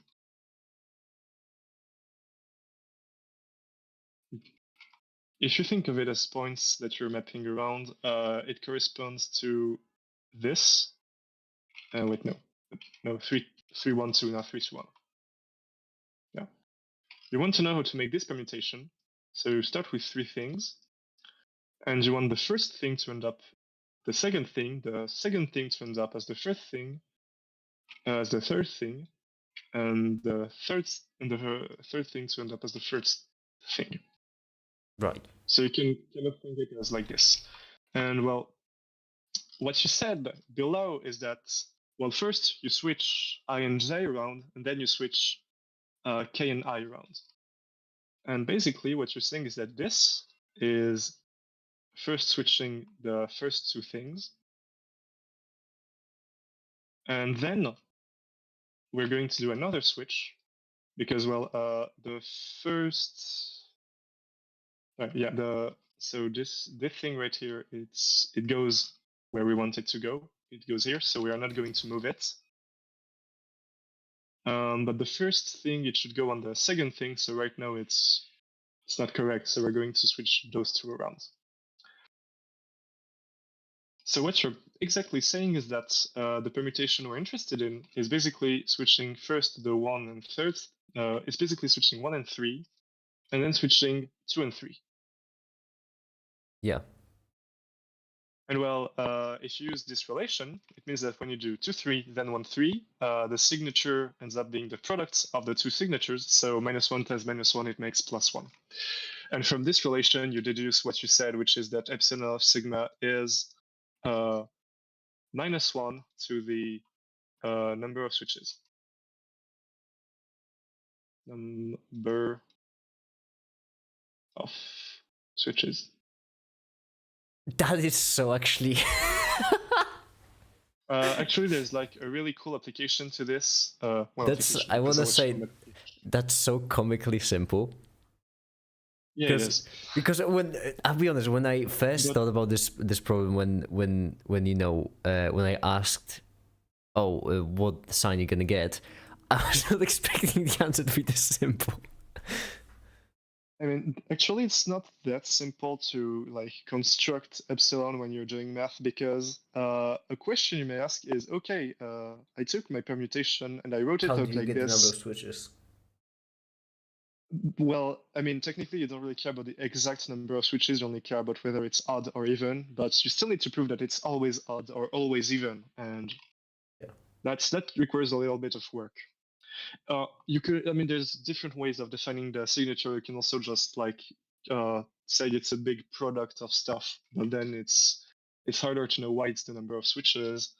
Or you could even just define as a function that satisfies all the properties I wrote out here, and it works. Also, there's there's some mathematical work to do, even if the idea is simple. And actually, if you've ever heard of the impossible puzzle of you know, what's it called in English? You know that thing where you've got like a 4x4 grid and you've got 15 tiles and there's one empty space and you can like rearrange the tiles. Oh yeah, I know yeah, that slide thing. puzzle. A slide puzzle. That's what it's called. So there's a guy called Simon Lloyd who basically said, "All right, I'm giving you this side puzzle. 1, 9, 10, 11, 12, 13, 14, 15, 14. And I'm giving $1,000 to the first one who can come up with a solution." And that's actually an epic troll because it is impossible to solve, and you can prove this using the signature. That's such a. What you do, basically, like if you think of it, this is the signature of this is -1 because you switch 2 tiles I do. from the solution. With great power comes great responsibility, and this is a mathematician just becoming a supervillain, mathematically proving something is impossible, and then setting a reward for anyone can solve it. It makes sense. So, yes, MAKiT. no, never mind. I lost it right away when I wanted to say no. Let's just leave it at makes sense. I understand it so far. Basically, how you prove it's impossible is that you say, all right, so the signature is -1, and if it when it's solved, it's 1, and when you move something like when the you signature make doesn't change. Slide, it doesn't change, so it's impossible. And you like that's a really cool concept just in math. Like you take one situation, you ask, can I get from this to this, and you don't really figure out whether any given path can work or not. You just say, oh, I've got this thing that is invariant and it's not the same, so you can't. That's a pretty cool thing. Yeah. And that's why the signature comes up in the big definition of in the big formula for the determinants. Yeah. Okay, so the Leibniz formula for the determinant is the reason why it's so chunky, gets so confusing later on. Is that because you want to figure out the sign of the determinant? Wait, say that again. The Leibniz formula for the determinant. Is it? What do you call the Leibniz formula? The Leibniz formula for determinants. I don't know. Is it like the big... Oh yeah, this one. Yes, yes. I don't know what else to call it, to be honest. We don't call it the Leibniz formula here. We just call it the big ugly formula usually. Just call it the Leibniz. Let Leibniz have a win for once, just once. I mean, like Leibniz has plenty of wins, and I can name at least one other Leibniz formula. Okay, actually, I guess like when you look at this big formula, it's interesting from a mathematical point of view. But if you actually want to compute a determinant, it's extremely bad because the sum has n factorial terms. Oh, and n factorial it goes too fast. Like it goes faster than the exponential. Yeah. So in terms of actually computing something, it is really bad. but it has a lot of mathematical significance. Okay, so the reason why it's the big ugly formula is because you want to figure out the sign. Yeah, it's why Like- the signature shows up. Getting the scaling factor, like, that's easy, unless I'm wrong, because the scaling factor feels easy from if you're approaching it from a geometry point of view. I mean, you mean scaling factor? You mean the determinants? Yeah. So Yeah, if you're approaching it from a geometry point of view, it's trivial. yeah. Yeah. So if you have a determinant, if you don't care about the sign, it's a piece of cake. However, in the determinant, you very much do care about the sign, and therefore it is not a piece of cake. Therefore, it is actually really I mean, tricky. I'm not sure if. I mean, technically, if you ask someone to like calculate the volume, yeah, I don't know if I agree with that. It depends on what you mean. If you do geometry, then getting the volume is trivial. Oh well, I mean, it's like the parallelogram, was it called? Yeah. If I remember correctly, Alright, parallelogram, yeah. isn't it like generalized into formula higher is- dimensions? Yeah, the formula is not that hard.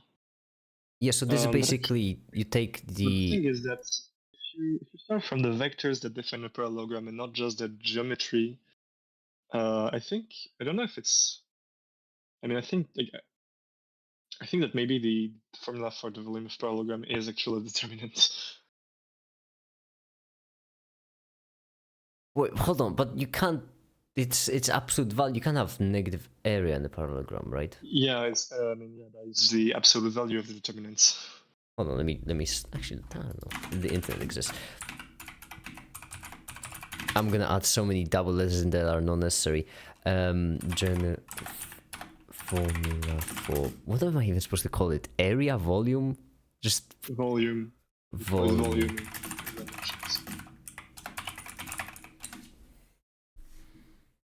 Parallel pipette. What is that? Sounds like, yeah, okay. So parallel pipette, except for volume. Parallel pipette is for 3 dimensions, I think.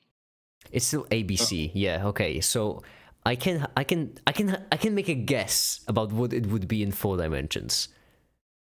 A wild Wait, is guess. Wait. Look up what A, B, and C are. Wait. What A, B, and C? Just. A, B, and C. Hold on. That's the lengths of these. Alright. Wait. There's a different volume here. Why is there a different volume? Parallel pipette. Because I may be wrong. I may be thinking about it incorrectly. But the volume of V is just. I mean, this might be just. No, that's specific to 3 dimensions because there's a cross product. Doesn't generalize. Wait. It doesn't generalize. Yeah, the cross product is something that really exists in But 3 dimensions. okay, hold on. Am I thinking about it incorrectly then? Because the way I think about it is that if you have a parallel whatever in 3 dimensions, correct? Then the way I think about its area is you take a slice in the middle, and that is just a parallelogram. So that is, it's A times B, correct? The area of this single slice. Yeah. Wait, no. It's no, the slice is a parallelogram again. It's not a rectangle. Okay, hold on. So you take that slice, and then you take another slice of that slice, and you have a line. Yeah. Now the length of that line is just the length of the side, A. Yeah. Then the area of this entire shape is you just add in these lines. No, and but that can be correct because I know the area for a parallelogram, and it's not just the product of the no, two I mean sides. you. Okay, so from the top view, right? This. I mean, yeah, I was wrong. It's not going to be product of size. But from the top view, this would look something like this. Jeez, there are a lot of characters here. So the length of the line is just L. Then for this shape, this would be all of these lines. Oh, you can have more colors. I didn't know. This would be more, all of these lines added together for this height right here. Height, let's call it H. Yes, but the thing is that you've got something that's slanted. So yeah, but can't you get this height based on the information? I mean, yeah, it's the height times the length in green, but Yeah, so this yeah, would be. when you try to compute the height from the, I mean, I guess you would do a Pythagorean theorem. I mean, the reason why to- I'm saying it's generalized into more dimensions is because right here you take the integral from 0 to h of just L. Yeah. Wait, DL, DH. Wait, which one? I don't. Hold on. DL, I think. No, not DL, DH. I know. Well, it's kind of curious to call it H twice, but Oh yeah, that is from DT, I 0 to guess. let's just do H and then let's just do H. There we go. Two completely different H's. H bar and H, completely different. And then it generalizes because right here you take the exact same slice and you do the exact same thing. Except in this case you replace the L with the area of this, and you replace the height with this height going straight up. And then in 4 dimensions you just take another integral and you just keep going for however many dimensions you have. Or am I thinking about this incorrectly? Wait. Hmm.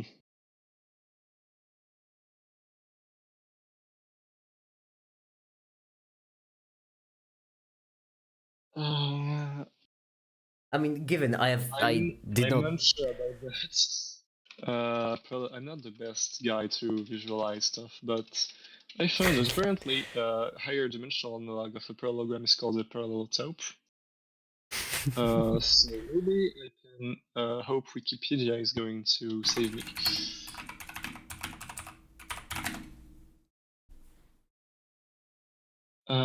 What's the volume of parallelotope actually? The volume is just determinant. The absolute value of I the mean- determinant. I mean, Wikipedia says it is the determinant that, you know. Exterior product of vectors. Yeah, exterior product. Is the number of the exterior. Yeah. Exterior product is an exterior algebra is an algebraic construct, and it basically like if you think of vectors, Lemon. if you think of vectors as like then the wedge product of two vectors is actually an area, a bivector, and so on and so forth. And so if you take n of them, it's an n-dimensional volume. Can I just mention that Lemon left right as we went for the exterior product, or the wedge product? I assume, like right as we went into it, Lemon just went be right back. She's gonna be so upset. I mean, honestly. Yeah, I'm not sure that you can really do better to get this volume than do a determinant, honestly. Where am I struggling? I think the place I'm struggling with is that you need the H, and the H you would probably get that based on the angle. You can. I mean, I did a presentation on like calculating the volume of the sphere with an integral, and you just like cut it up into slices and integrate, and it works great. And then, how old was I at the time? And then little me, from years ago, 4 years? No, 5 years ago, 4 to 5 years ago, 4 years ago actually.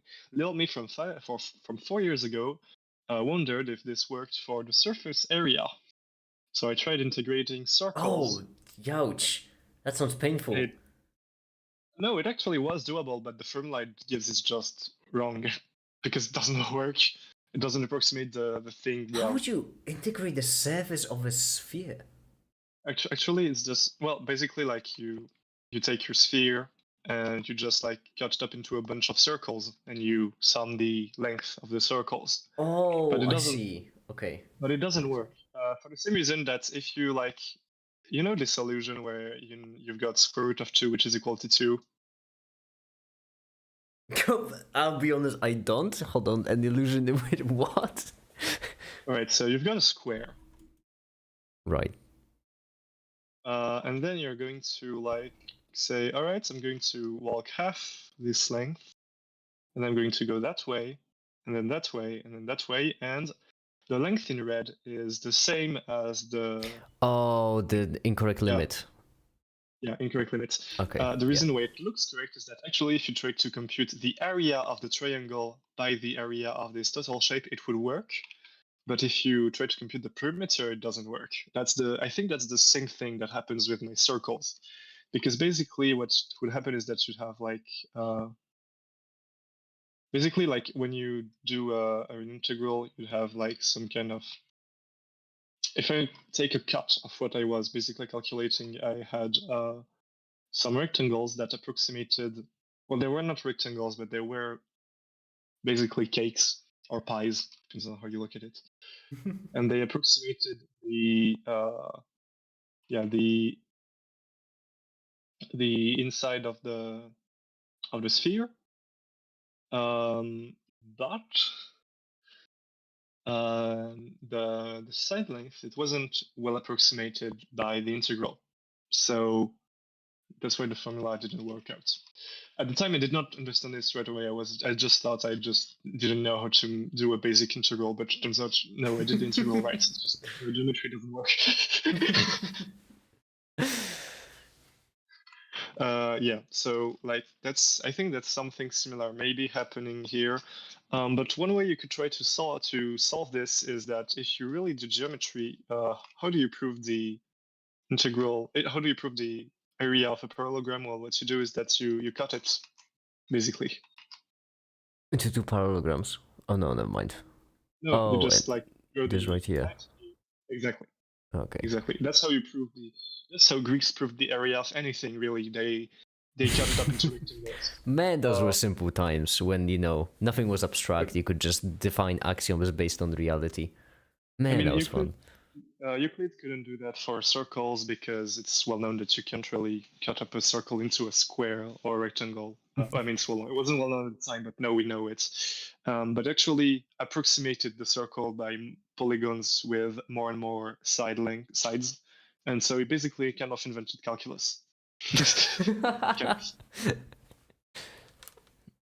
All right, so MAKiT has joined in for the math.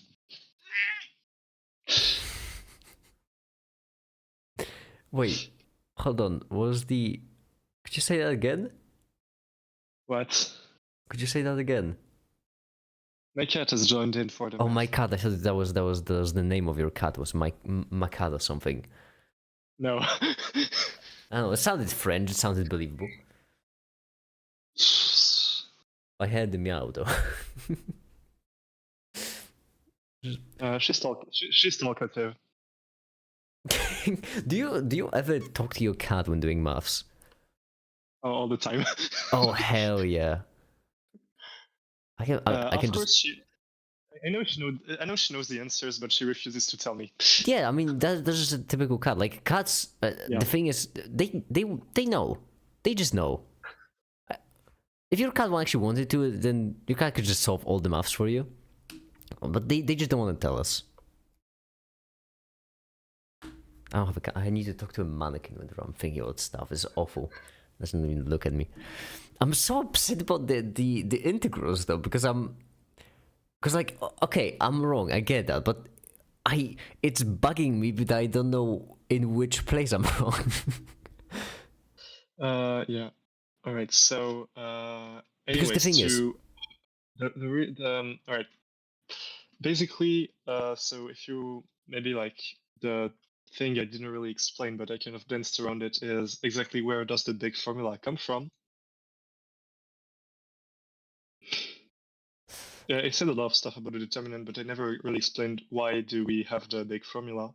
I mean, the big formula kind of makes sense from everything you've explained so far, because you can probably like kind of say it works based on the geometry.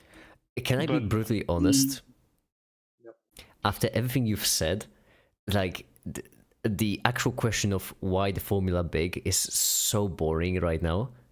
After everything you explained, this feels like the least interesting part of it. Honestly, this to me feels like the most fun part, if anything. Yeah, it's the most fun part. Actually, like the big formula can be because it's a sum and it's a whatever sum alternative is for the product thing. Repeat it. Is it just product? Wait, what? Whatever. If I'm not mistaken, it's capital sigma, capital pi, right? So repeated addition, repeated multiplication. And Yeah. I'm guessing that it's just in using those, you somehow get. Okay, I don't know how it works, but I mean, doesn't sound interesting. Well, basically, is that when you try to do the determinant of, basically, when I introduced the determinant of a linear map, I said it was a scalar that comes up because of a theorem, and the big formula comes when because it's doing the linear map, then the spooky function for any spooky function multiplies the spooky function by a scalar that is the determinant. And the big formula comes from us choosing one specific spooky function that's easy to express, basically. I see. Okay. That's more or less the gist of it. I don't think I'm even gonna touch on the big formula, honestly. I don't even know at this point if I'm gonna.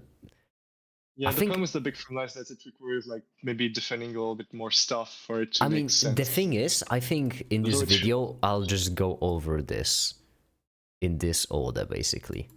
Because this just sounds really interesting. Lemon, you're back! Oh, we were just talking about the wedge product, you missed it. Like, literally, we were just wondering about the wedge product right as you left. Like, the second you left. But yeah, I mean, actually, MAKiT actually I think the formula can be used in very creative ways. That's not really so. I'm going to try and do something that's interesting. Hold on. I mean, it's going to look like magic because it is about proved by Roblox. Smart people smarter than me actually have invented the magic before I did. So Okay, so it's gonna be proved by Roblox. All right. No, actually, it's going to basically. Hold on. How do I? I need to find. I don't have an example of this right now. I don't have an example of this right now, but I could come back and give you one. Basically, the big formula isn't really great to compute determinants, as I said. Yep. But if you're interested in permutations, which I mean, they're a pretty simple object to define, it makes sense that we'd be interested in rearranging numbers around, or just things in general. And you ask certain question about permutations, like for instance, stuff. And I don't know if this precise question works, but maybe on average, how many?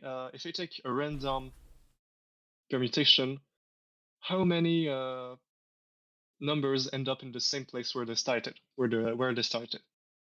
This kind of questions, you can actually answer them using a little bit of linear algebra by basically just making the big formula pop up. It's kind of magic, but you can do that. I did a problem like that once, and I need to find it again. What the statement of the problem was, but you can do magic tricks like this.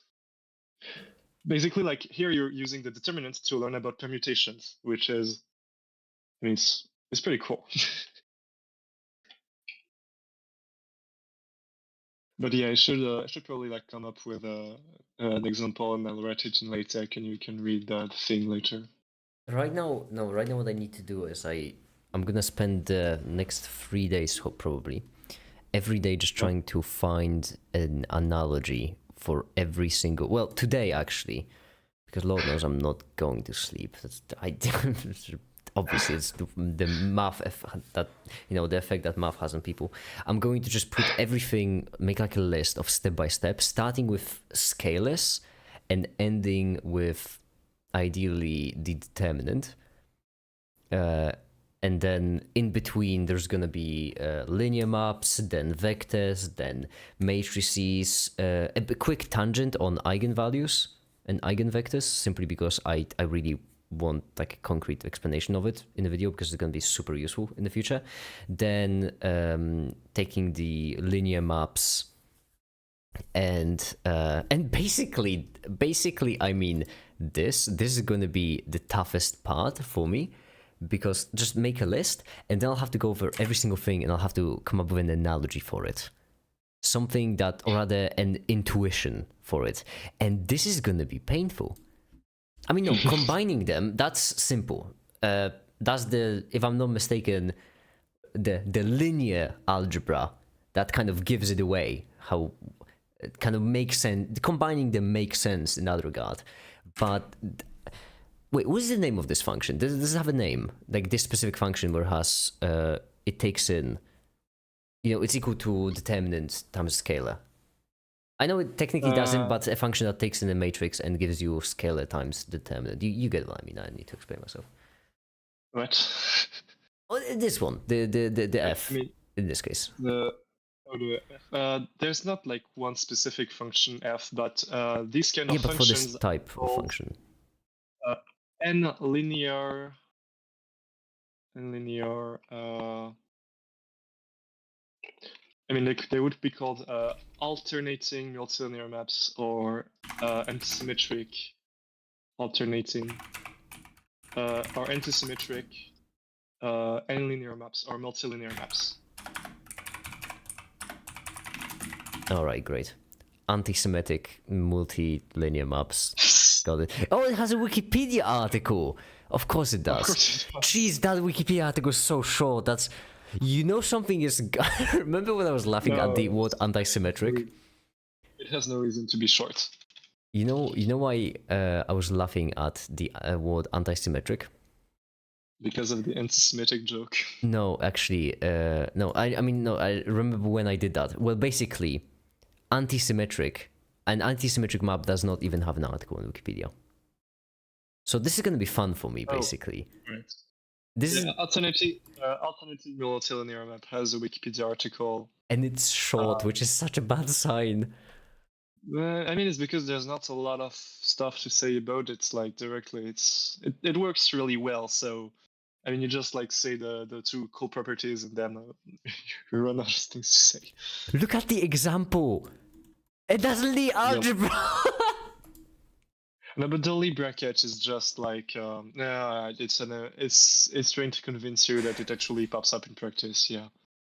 There is one example, and it's Lie algebra. No, but it's the Lie bracket. So it's a very specific example. You don't really like. It's even more specific. Yeah. Yeah. No, but it's because like basically the theorem says that any linear map.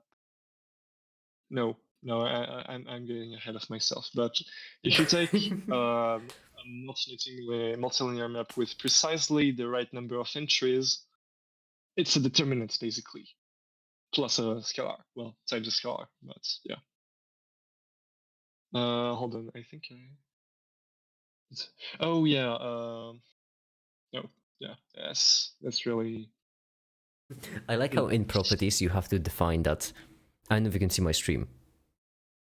Hold on. Yeah. Yeah. I'm looking at the stream. I like how in properties you need to define that, when you're switching things inside this function, then it's for I that's less than n-1. To make sure that you're not switching stuff outside of the function. Just not. Oh, it's not the switching stuff definition. It's the other definition, which is that when two vectors are the same, it's 0, but it's equivalent. Actually, the switching stuff condition is actually. No, I mean, in this case, that I has to be smaller or equal to n-1. Yeah, like, it's just like if you're talking about x a plus 1, you don't want to talk about a non-existent vector. Yeah, exactly. You wanna be careful not to take an x that's outside the function. Whoops. Thanks for reminding me.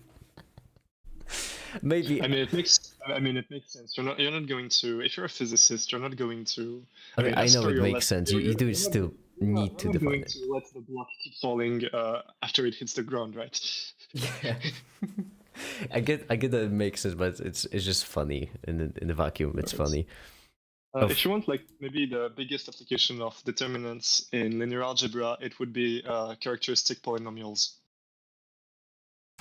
along with eigen, which are important because they are used to. You can use them to compute like eigenvalues, which are important. Oh, that would be perfect actually, because then I wouldn't have to just go on a tangent about eigenvalues. I could just mention them. Actually, like I can explain it in a pretty cool way. Well, not really, but I mean, it's quite. It's you can do it. You can explain quickly. Basically, so you know an eigenvalue. I'm writing at the top here. You know an eigenvalue is a lambda such that ax is lambda x. Yeah, I'm familiar.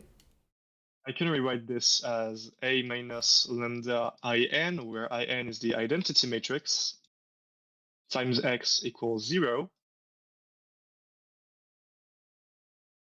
Mm-hmm. And turns out that if, and also you want x to not be the 0 vector, because, I mean, if it is, anything works. Yeah. Any lambda will work. And so if x is non-zero, but this matrix evaluates to 0 on x, then linear algebra tells you that its determinant is going to be 0.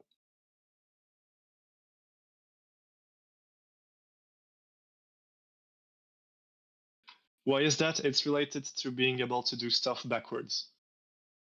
Hold on, let me think about it for a second. So you take the determinant. The scalar being inside it, because oh no, identity, I'm an idiot. Yeah, my brain was wondering two things. First of all, why the identity was there, and second of all, how could you have a scalar inside the determinant? And then it just hit me that they actually make sense if I just connect the two neurons in my brain together. That makes sense. Okay, so the determinant of a yeah, that's the fact that this leads to the determinants being 0, and actually it's equivalent. It makes that's intuitive sense. That's algebra. But it's that's the beautiful machine that tells you this. The thing is, it makes intuitive sense, but I mean, okay, it makes sense that like this would lead directly, like the first one would lead directly to the second one, because I mean x is non-zero, so this has to be 0. But I mean, basically, like this kind of makes intuitive sense to me, and I don't know if it should. Basically, the determinant of a matrix is 0 only when it is not invertible. And a matrix is invertible if and only if, and so on, and you've got equivalent conditions. And basically, a lot of math tells you, well, no, actually, a reasonable amount of math tells you that these two conditions are the same. And so that means that maybe, if you were interested in all the eigenvalues, you can consider the function that takes number z. So I'm actually going to call it x since we're doing real numbers, but in complex numbers, you'd call it z. And it maps it onto the determinant of a minus x times in.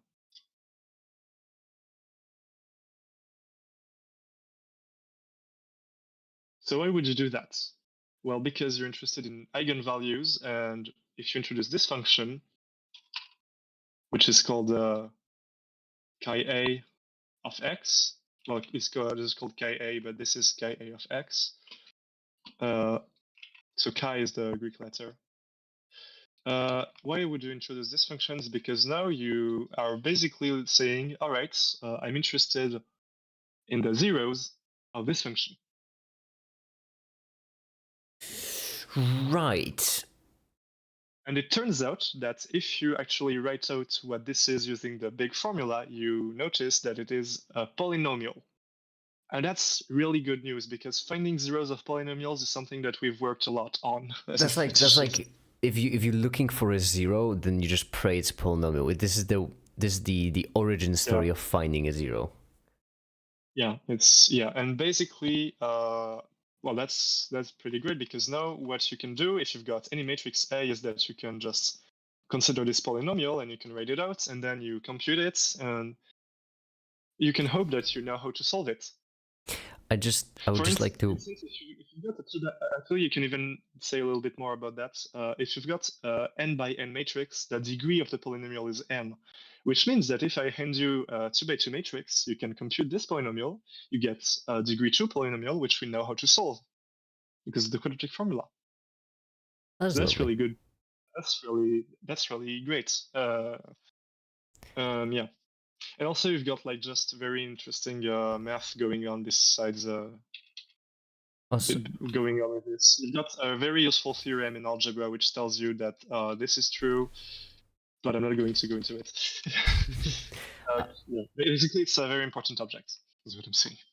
I was like saying, Mega the Dragon joining us said, a new chatter here, mind telling me a resume of what I missed up to that point? Not the biggest fan of complex vocabulary. Could you explain it in common words, please?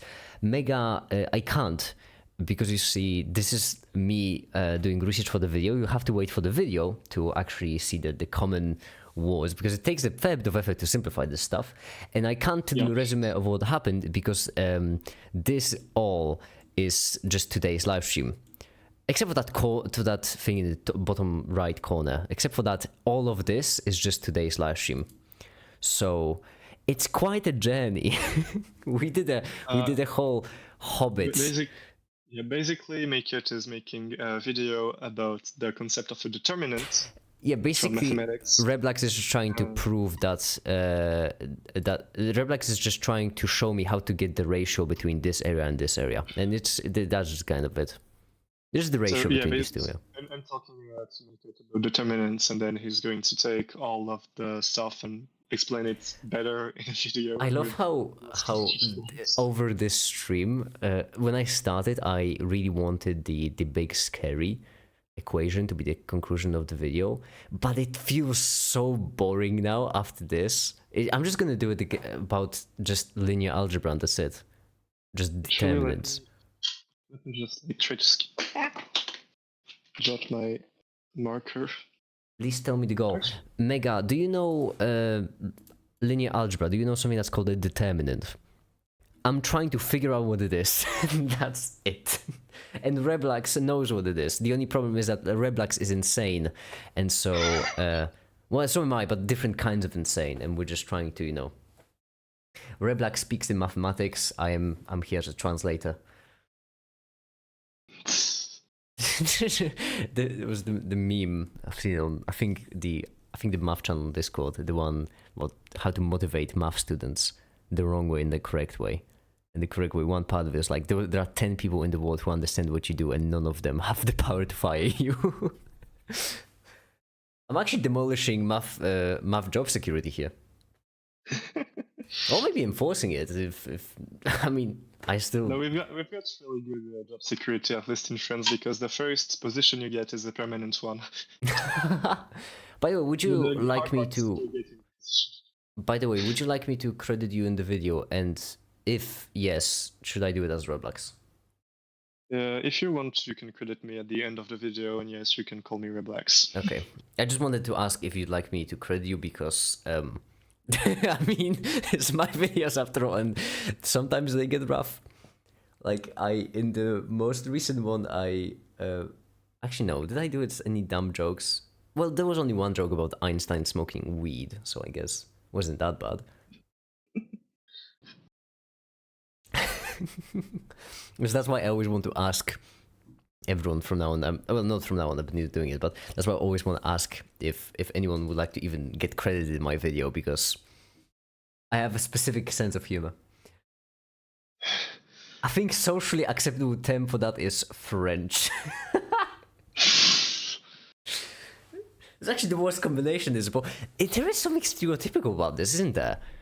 Like, you know, the mathematician is French.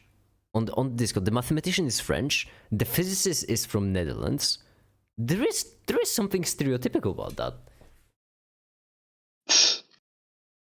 Our physicists all from the Netherlands now. Yeah, either Netherlands or Switzerland. Well, actually, Switzerland. Netherlands, Switzerland, Germany, that region. Being French makes some kind of sense since we. I mean, there's like a TED video on the secret society mathematicians. If you've heard of, you may have heard of it. It's called Bourbaki.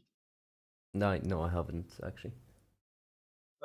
Basically, like after the First World War, a lot of older mathematicians, all of older French mathematicians were dead, and the younger, and basically like math was in kind of bad shape because every different subfield used its own terminology, and it wasn't really rigorously defined on one footing. So some students from my uni actually got together and basically like just rewrote math.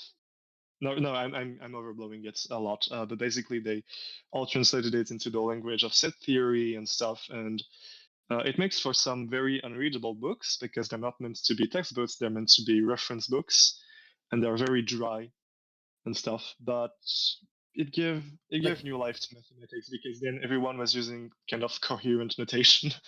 I can imagine before that it must have been Had some pain. problems because, like, after the Second World War, new formalisms were being invented. For instance, probability theory was invented after Bourbaki got started, and they didn't really like it, so they kind of forgot about it, even though it's really important.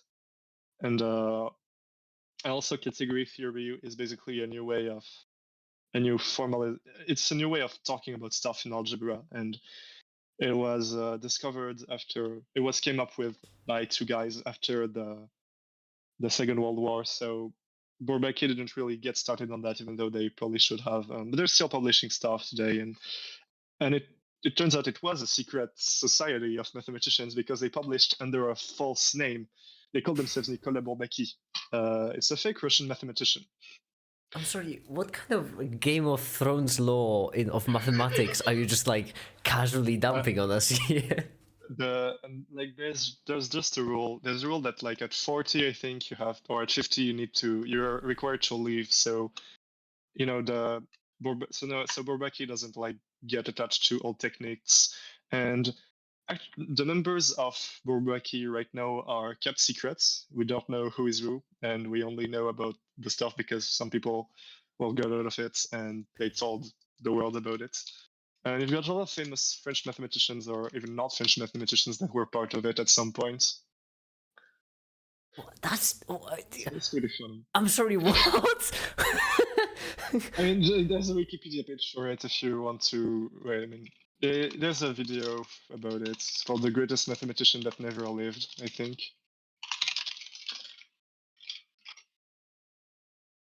Yeah. I mean, you know, secret societies, you know, it's like... I mean, did you really expect I us would just not like have to... societies? I would just like to mention that you just said secret societies, you know. Well, I mean, I feel like by definition I don't. Hi, Mark, hi. I'm done. That'll be it for this live stream. I would just like to mention that I started this live stream tired. I am... If not for the fact that this was actually interesting maths, I wouldn't have made it past like this portion. But this was really fun. I think I'm just gonna change up completely what the video will be about simply because it's just so much cooler this way. Did you see my previous message? Yeah, I did see the previous message. Don't worry, Lemon. Don't worry. Okay, if you ever make a video on differential forms and that using the notebook that I'm working on, please give an NMS credit to me. All right. Yeah, don't worry, Lemon. I'm just gonna say that I made that booklet.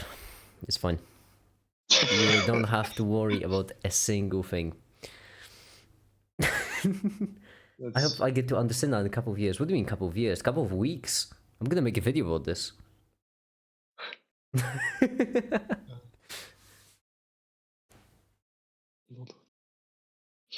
I remember like there was a very, very cool way of counting some things that use the determinant basically. I mean, I'll be honest, getting the eigenvalue makes intuitive sense simply because for some reason makes intuitive sense. I can't quite put my finger on it, but there's just something that checks out with the determinant and eigenvalues. The idea of, you know, getting the ratio with the sign and just scaling. I don't know. I'm too tired for this. But there is something into it. I just need to figure out. And so I just need to figure out the exact intuition behind this, basically. And then... yeah. And then this is the perfect example of just using determinants, in my opinion. Because eigenvalues Extremely useful.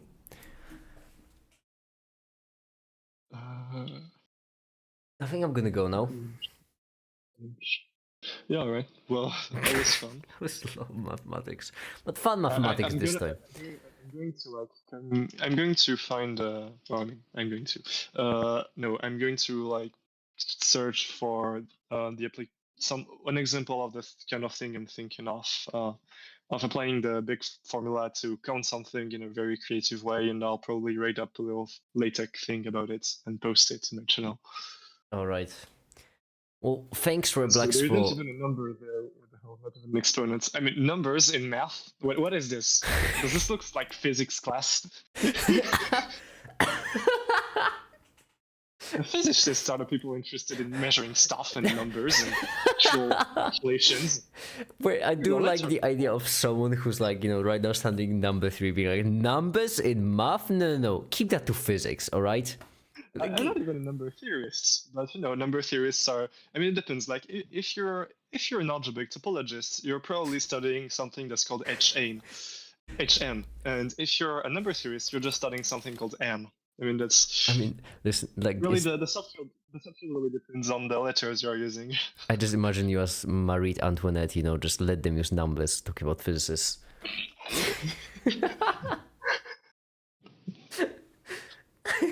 If I have to calculate another thing, I mean, I'm actually lying to you here. I've got my group theory professor does number theory, and he's actually one of those guys who actually computes stuff. Like he writes a lot of code. And I mean, what was his latest result actually? I mean, it's very funny because like you just read the title of one of his papers in like publications. Yeah, we classify the unimodular lattices of rank 28 as well as unimodular lattices of rank 29 without elements of norm less than 2. There are, respectively, 374,062 such lattices.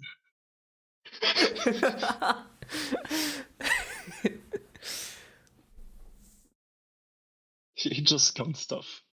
He also has a paper titled Spin 7 is unacceptable, and it makes me laugh. Wait, again, could you repeat that? Like there's a group in math that's called Spin of 7. It's called Spin because wait, but like he has a paper that's called, and like the title of this paper is proving that this group has a property that is not, it doesn't have a property that's called being acceptable, so the paper is titled Spin 7 is unacceptable. I just imagine like a clickbait YouTube thumbnail, how those like slope factory, the downfall of, and then just plug in YouTuber name, that accept. I mean, you can title your video "The Linear Algebra Situation is Insane." Oh, I wanna do it so badly now. Oh, damn it. Oh, fuck, that's so fun. That'd be so funny. Hold on. Oh no, that would be so funny. Like, get some kind of object from mathematics, a general object, just something from mathematics, and like, take a proof telling you certain properties of that object, except talk about it as if it's some sort of cancelled YouTuber. Like, so you see this situation with this operation is pretty crazy. There's been a lot of people calling it commutative, but actually turns out it is not. And we've gotten some evidence here. Oh, that would be so funny. You know what's funny is if I grow my hair out enough, I may look like most critical without the beard. Most critical for mathematics. Just talking about I was compared to Jesus actually multiple times in my life because I basically have the same hair color as him. I just like to imagine that you've been compared to Jesus, but like it's completely unrelated to your looks. Just people would just heard you talking like, yeah, that's it. That's the one.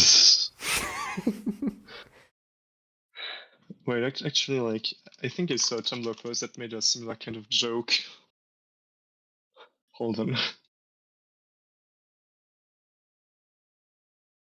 I need to scroll a lot. Fortunately, I'm very good at this. I've been training for years.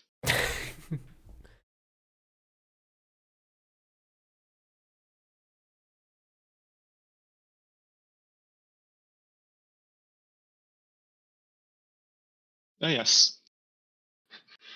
Suggestion: replace theorem with hot take.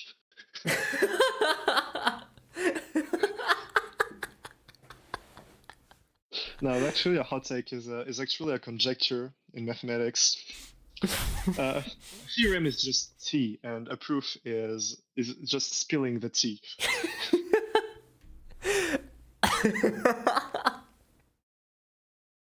When you start a proof, you just when you write a proof, you start by Hear me out. saying let such and such and such and such objects be in such and such sets, and in this essay I will. No, every single proof you do, you start by just hear me out on top of the page.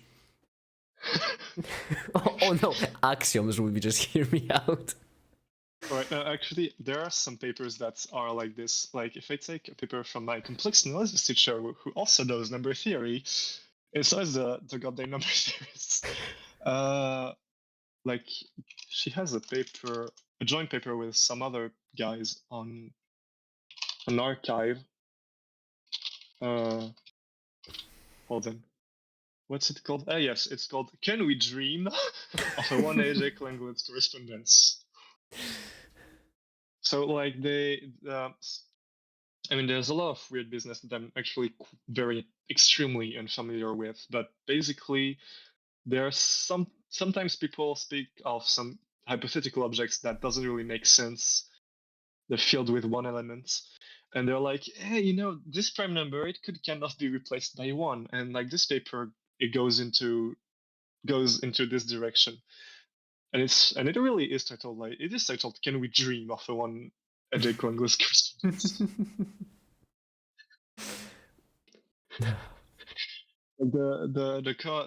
I mean, they probably haven't written "Hear Me Out" in the paper, but they should have. I mean, hear me out is just the most. I just love it so much.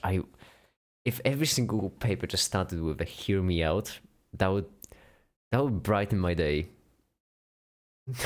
Conjectures equals hot take. Okay, well, Right, I think it's a proper time to end the stream. yeah, because it always happens. I say that I'm gonna end the stream. Whenever I'm streaming with you, just always say I'm gonna end the stream, and then we just go on for 3 more hours.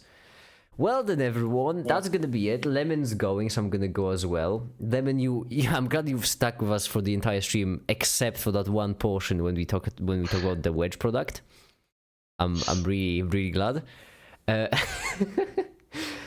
And I suppose for now that'll be it. Thank you everyone so much for watching, and have a great day. Bye. Bye, chat.